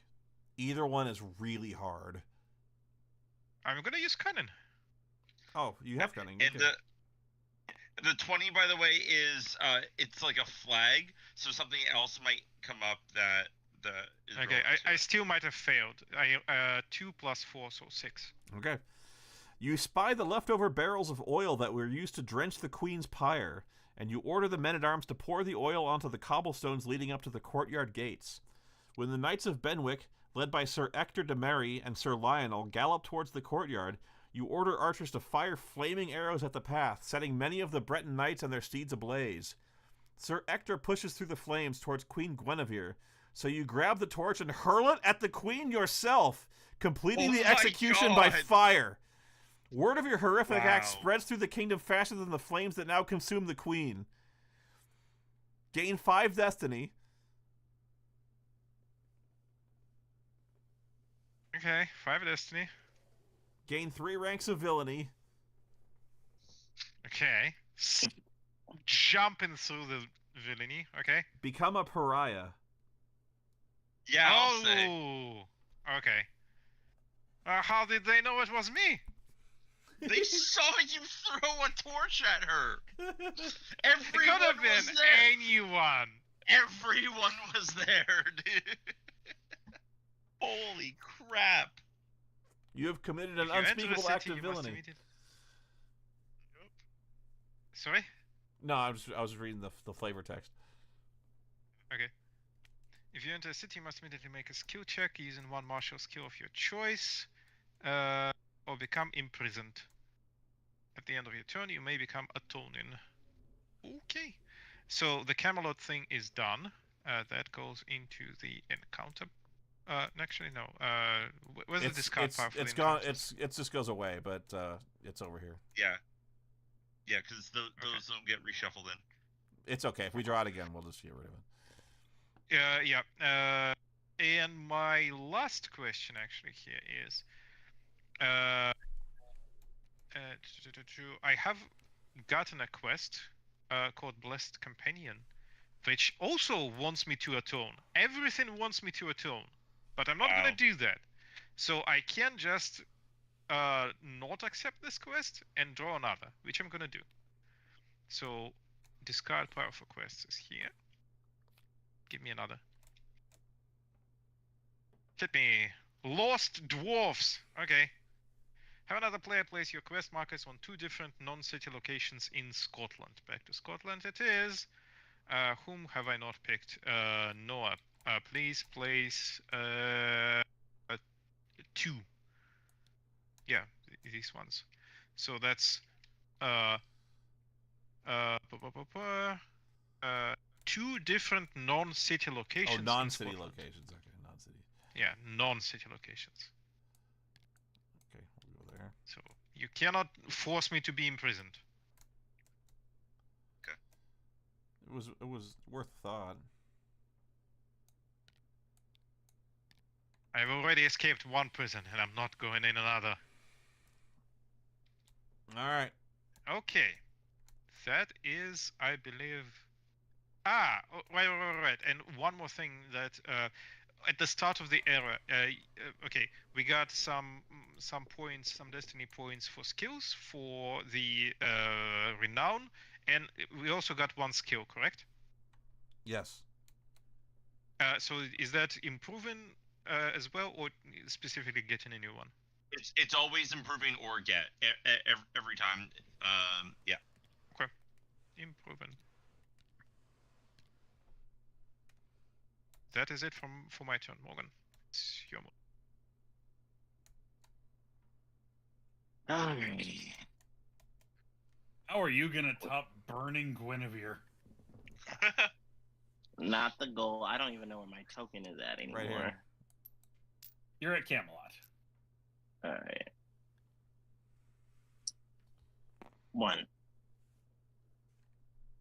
So, that is one of my quests, which is the Knight of Swords.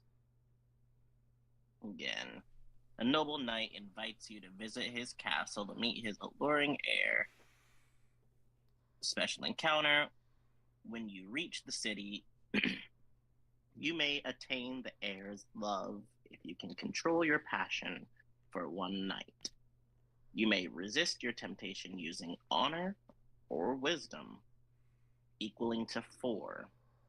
If you succeed, turn to 1209.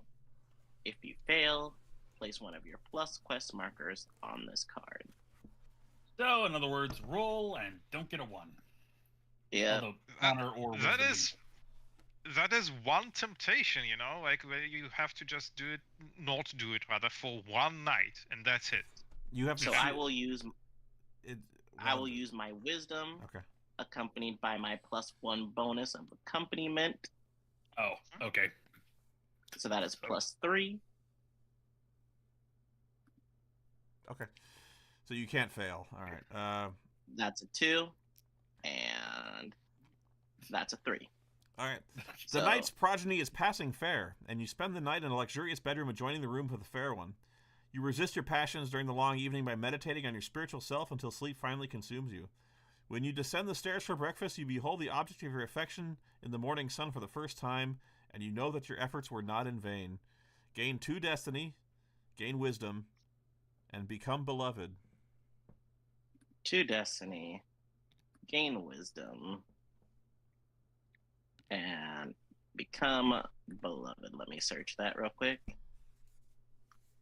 It allows you to become betrothed or reject it.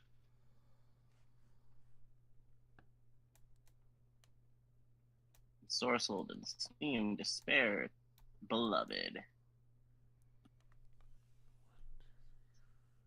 Upon gaining this status, you must immediately decide whether to court the person or to reject their love. If you court, become betrothed.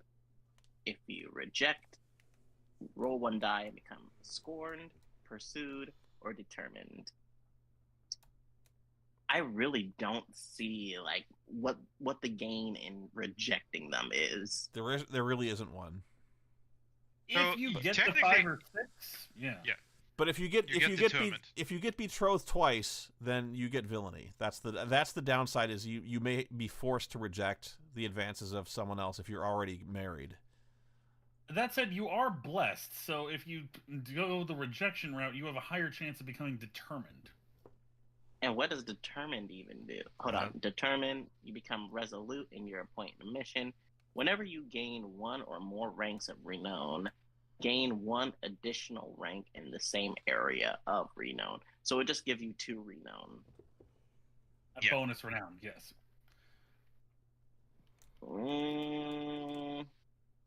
Or just take the wife. Bad to say. Yeah, I think it said what was it? The sun? I forgot. Air, I even forgot what it was. Yeah. Your choice. Oh, it just says alluring air, or whatever that means. So that is a quest done.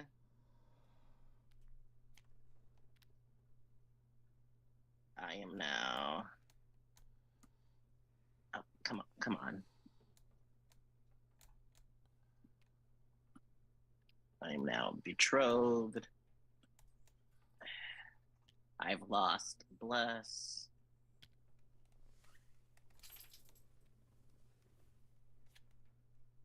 I swear I hate this so much. Why does the interface have to be so annoying? I don't think you've lost blessed quite yet. You're just on your last turn of it. Oh. Well, either way, I end my turn. Okay. Because I think that's all I can do for now. All right, I'm going to Orkney. Oh, I need to take my token back. Come Way on. in the north. Fight some orcs in Orkney. Okay, so we go to chapter 2531. Okay.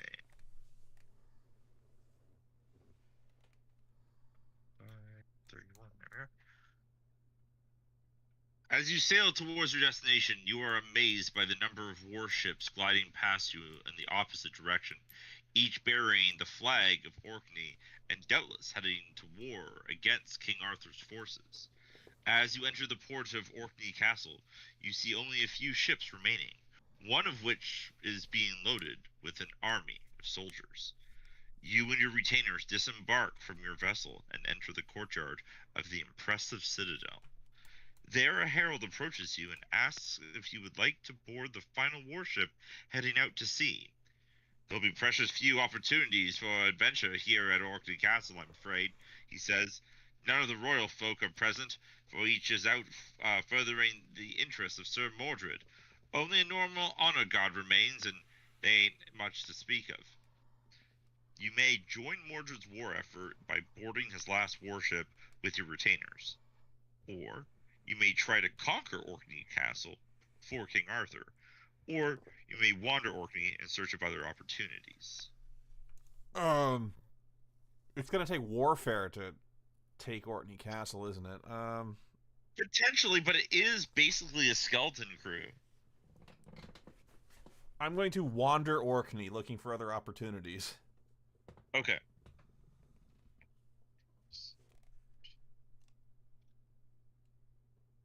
Because it's going to take a warfare check, and I don't have that, so it's...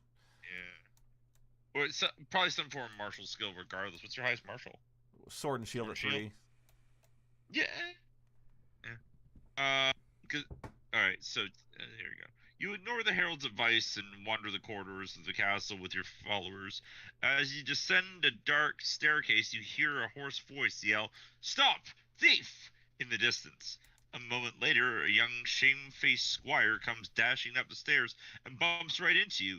In his grasp is a priceless relic, but upon seeing you, he relinquishes it and runs the opposite direction. You may return the relic whence it came, or keep the relic to further the cause of King Arthur, or keep the relic for your own purposes. And then it just says read the appropriate section below. Doesn't look like there's any checks involved in this. It's just do thing. Okay, I will keep the relic in the name of King Arthur. Okay. You examine the relic and determine that the stolen treasure would better serve Camelot than the schemes of Sir Mordred. You take possession of it, then finish touring the castle with your followers. Afterwards, you board a fast ship heading in a suitable direction for your next journey. Gain 3 destiny, 2 ranks of romance, 1 treasure, and you may move up to 6 spaces by sea. That's our first treasure of the game, I think. Yep. Oh, I got an unfailing Speaking of- bow. Gain 2 ranks of nature lore. yeah, I forgot. I'm supposed to. There we go. I forgot about my romance ranks. Okay, There we go. 1, 2, 3, 4, 5, 6.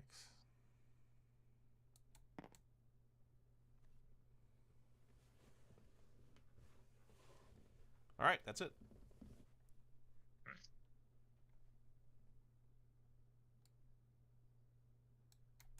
Okay. Oh, was the age marker moved up? I did. Okay. Alright. My determined falls off. Probably should have done that a while ago, but it didn't actually make a difference. And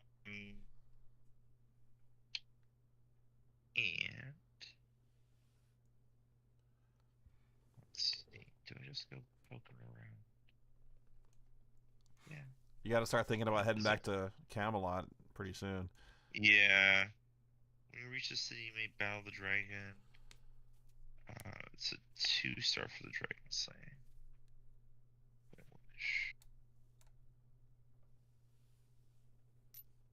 One, 2, 3. Yeah, I'll head to Dublin, fight a dragon, see how that goes for me. Use sword and shield. I don't think I can fail this. Yeah, I succeed by a lot. Give me 1009. Should be the front.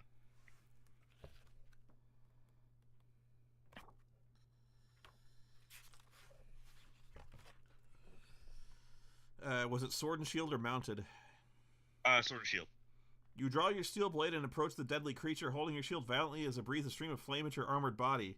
Your tabard is singed by stray flickers of fire as you lunge at the dragon, plunging your sword into its chest. Well, that was a very short description for an epic battle. Yep. Gain destiny equal to the location number. Gain sword and shield. And 1 rank of renown.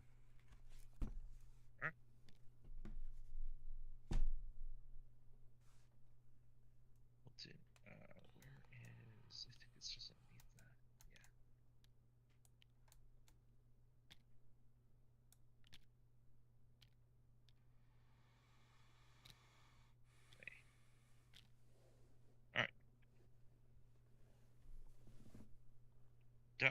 That is the dragon sword. Dragon Slayer request out of the way.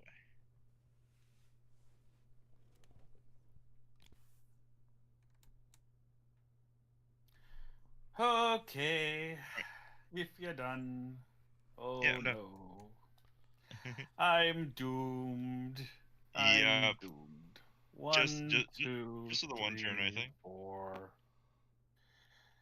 Not quite. It's 2 turns actually, but Ugh. I just get a random thing. Oh, fuck you. No, just discard that one. It's Queen.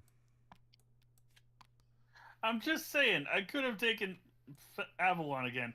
Gone back for the run back with a better. Guys, I found better medicine this time. Yeah, no, that's not how it works. 1107. Okay. Mad Queen. As you make your way through the wilderness, you come upon a group of common folk scurrying in your direction. You hold up your hand to a maiden to explain what is happening.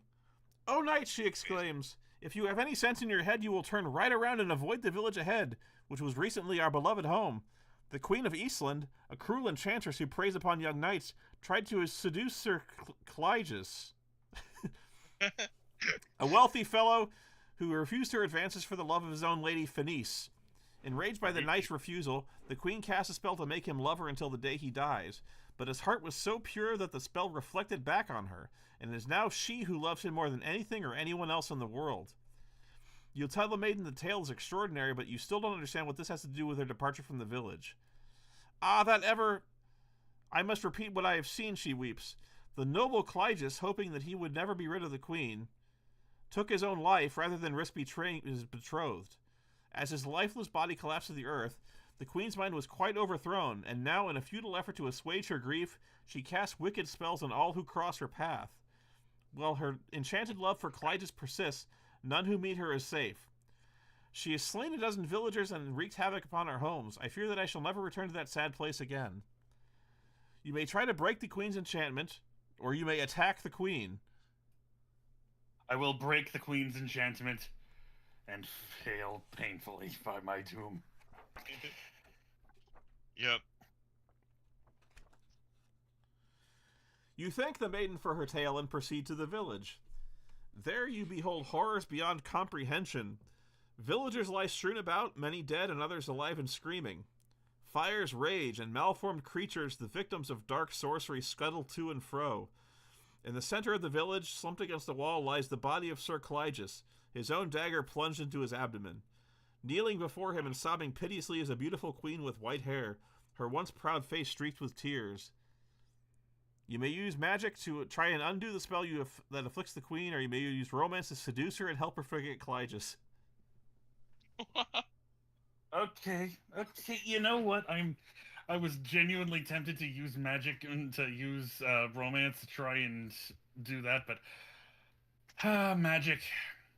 Okay, so with a 5, believe it or not, you pull it off. Woo! Wow. Amazing. You call upon years of arcane study to break the enchantment besetting the Queen of Eastland.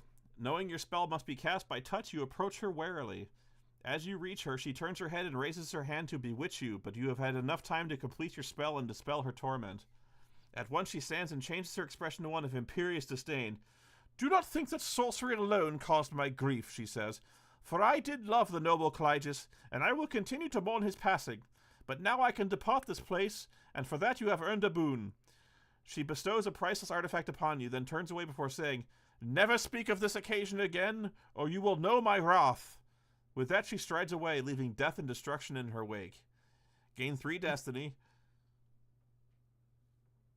a spiritual skill of your choice, Magic, baby. 1 rank of Nice. romance, Well, got something good with that. and 1 treasure. 1 Cool. treasure. Out of the deck, eh? Okay. Yep. And I have received the Stone of Gerumpfiel. Once per turn during your status phase, I may move one of my status tokens forward an additional space. I'm not doomed! Technically on the status phase, but yes. Oh. It wouldn't matter. It doesn't matter. Oh. Woo! Yeah, because it would be at least I think. Cause it was, wait, is that at the start or the end of your turn? Beginning. Yeah, okay. Hmm. So it'd be at the start of your next turn. It doesn't matter. Okay I then. would appreciate that stone, but oh well. I guess it's my turn now. So, now that I'm so good at villainy, I can move faster. Yep. 1, 2.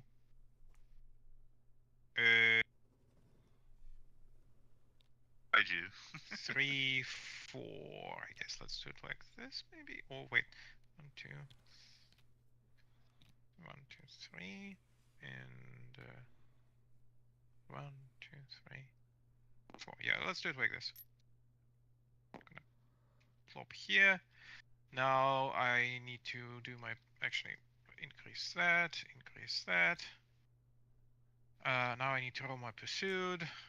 My pursuit is I succeeded that, so a Nice. normal encounter for me, please. Okay. You encounter a rogue. A desperate rogue. A desperate rogue. Wow. All right. Okay, you got this one. 1720. 1720. You got.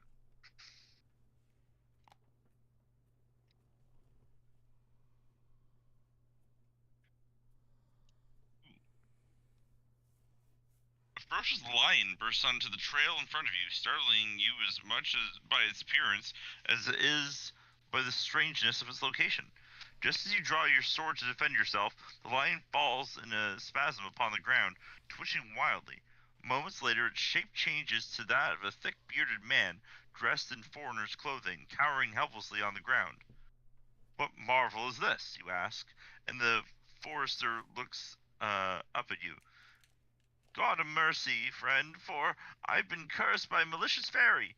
Please, save me from this dark enchantment. Only one willing to take the curse on himself can break the spell, and I'm sure one strong as you could break the curse on its own. He shudders suddenly. Zounds, if you zounds, if you hope to be saved, at least kill me before it happens again. You may try to break the spell. You may slay him as he desires, or you may try to make him your pet. Oh boy. I am extremely curious about the last choice. But I'm assuming that's gonna be a very hard check for nature or hunting. Let's do it. Fuck it. I like it. I like it. 1962.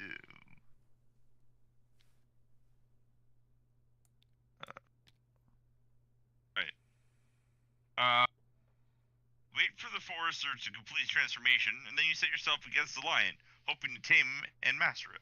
You may use hunting or nature lore. Yeah, exactly. It doesn't really fucking matter which. Let's say nature lore. Why not? Roll it. That is the better option. What you got? I got 2. It doesn't matter. I failed. Oh, 2. Okay. The difficulty check was 3. You bark orders to the transformed lion, hoping to command it as you would one of your hunting dogs. The beast will have none of it, however, and savagely attacks a member of your retinue, dragging the hapless victim by the neck into the wilderness. Gain nature lore, and discard 1 skill marker from your company's status card if possible. I don't have Wise, any. then become unhorsed. Oh no. Alright, next. Yeah, that was honestly worth a shot. It needed a 3.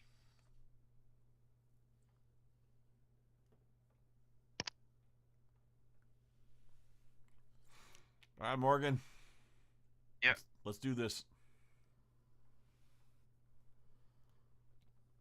Are you still with us? Yeah, she's still here. 1, 2, 3, 4. Bloop.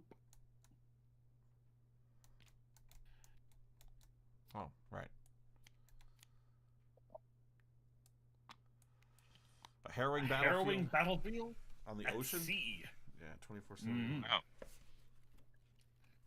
In the middle of the final wars of Britain. Yep. Of all places for having the harrowing battlefield on the ocean. As your ship sails along the coastline, your squire spots 2 fleets of warships up ahead that are engaged in a sweeping sea battle.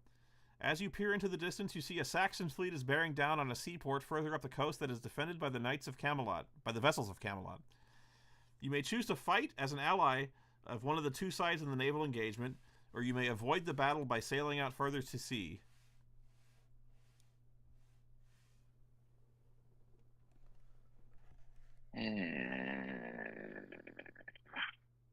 So do you want to fight for Arthur, Mordred, or just get out of there? I sense you kind of want to get out of there. Yeah, because warfare is only at 1. We're just gonna get out of the way. Okay.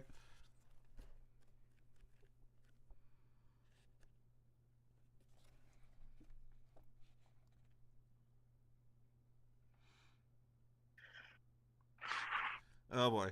Okay.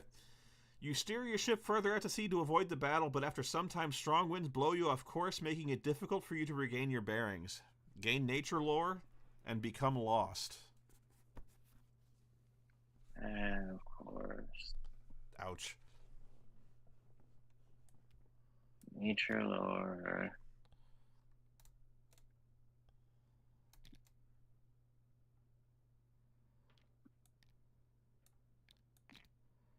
Alright, blessed is done.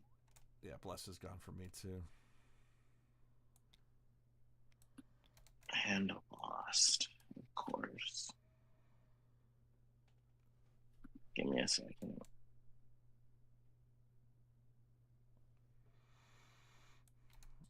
Orkney is gone.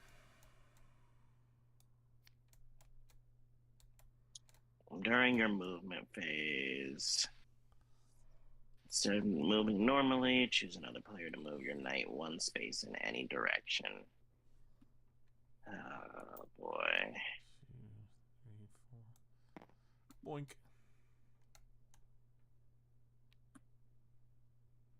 Which that means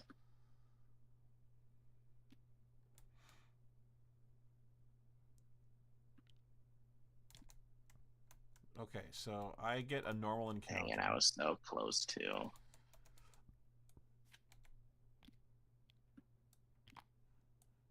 Well, that's all for my turn. I encounter an enchanted fool. 1804.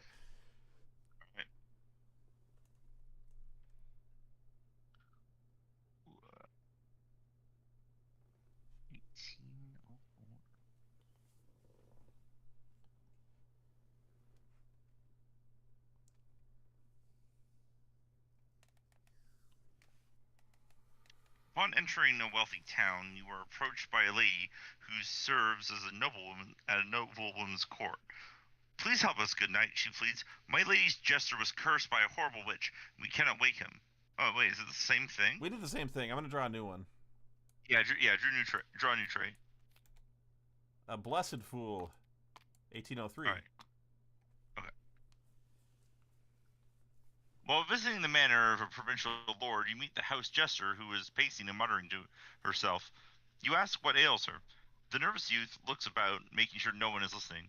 Most honorable knight, she whispers, there is a mercenary in this house whose forked tongue has earned him a position of influence. But I am blessed, if blessed you can call it, with a gift of foresight. She shakes her head as though trying to free herself of a terrible burden, then says, I saw in a vision as clear as ye stand before me, the same mercenary strike down my lord with his blade. My gift has never failed me, good knight. This fate will befall my lord if this wolf is among sheep is not stopped. You are not sure whether the agitated fool speaks the truth, or if her delusions would spark chaos if revealed. You may help the fool by removing the mercenary from the manor, or you may attempt to have the strange fool locked up. I will help the fool by removing the mercenary. Alright. I pity the fool, yeah. Yeah.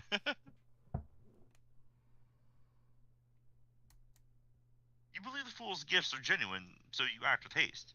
You may use honor to convince the mercenary that he should leave the court, or you may use wisdom to warn the fool's lord about the dangerous mercenary. Oh, jeez. I thought I was going to use sword and shield for this. Okay, we're going to use wisdom. Okay, roll it. 6. That's a pass. You speak to the noble lord privately and learn that he has only been acquainted with the mercenary for 2 months. You ask how much you trust the mercenary, and the nobleman looks at you searchingly. Perhaps more than I should, he asks. He came highly regarded and has proven most adept at his job, but you are well traveled and have met a great many people. Do you believe that my trust is misplaced? You quietly nod, to which the nobleman responds, I trust your judgment. Good night. By sunset, the noble lord has dismissed the mercenary from the court with a stern warning never to return. Gain 2 destiny, 1 courtly skill of your choice, and become esteemed. Okay, let's see. I did, we'll do honor.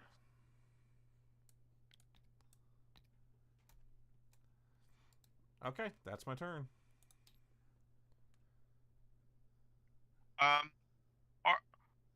Are people in favor of this being the last turn of the game? Well, I have. If we want to hurry it along, we could just skip the flavor text and get to the point on some of these. Do you want to call it? We can call it a game if you want. I mean, this is we can call it. At this point, personally, I am just ready to concede defeat because there is literally no way I can finish any of my shit. I have mutually exclusive statuses right now. I mean, I'm not anywhere close to. Well, I'm actually pretty close to 23 to 26. Let me put it this way. Let me put it this way. I'm going to make it back to Camelot on my turn. But I was gonna finish this quest as well on 2. Okay. So I have a shot at winning this game, but if you want to call the game, that's fine. I don't mind.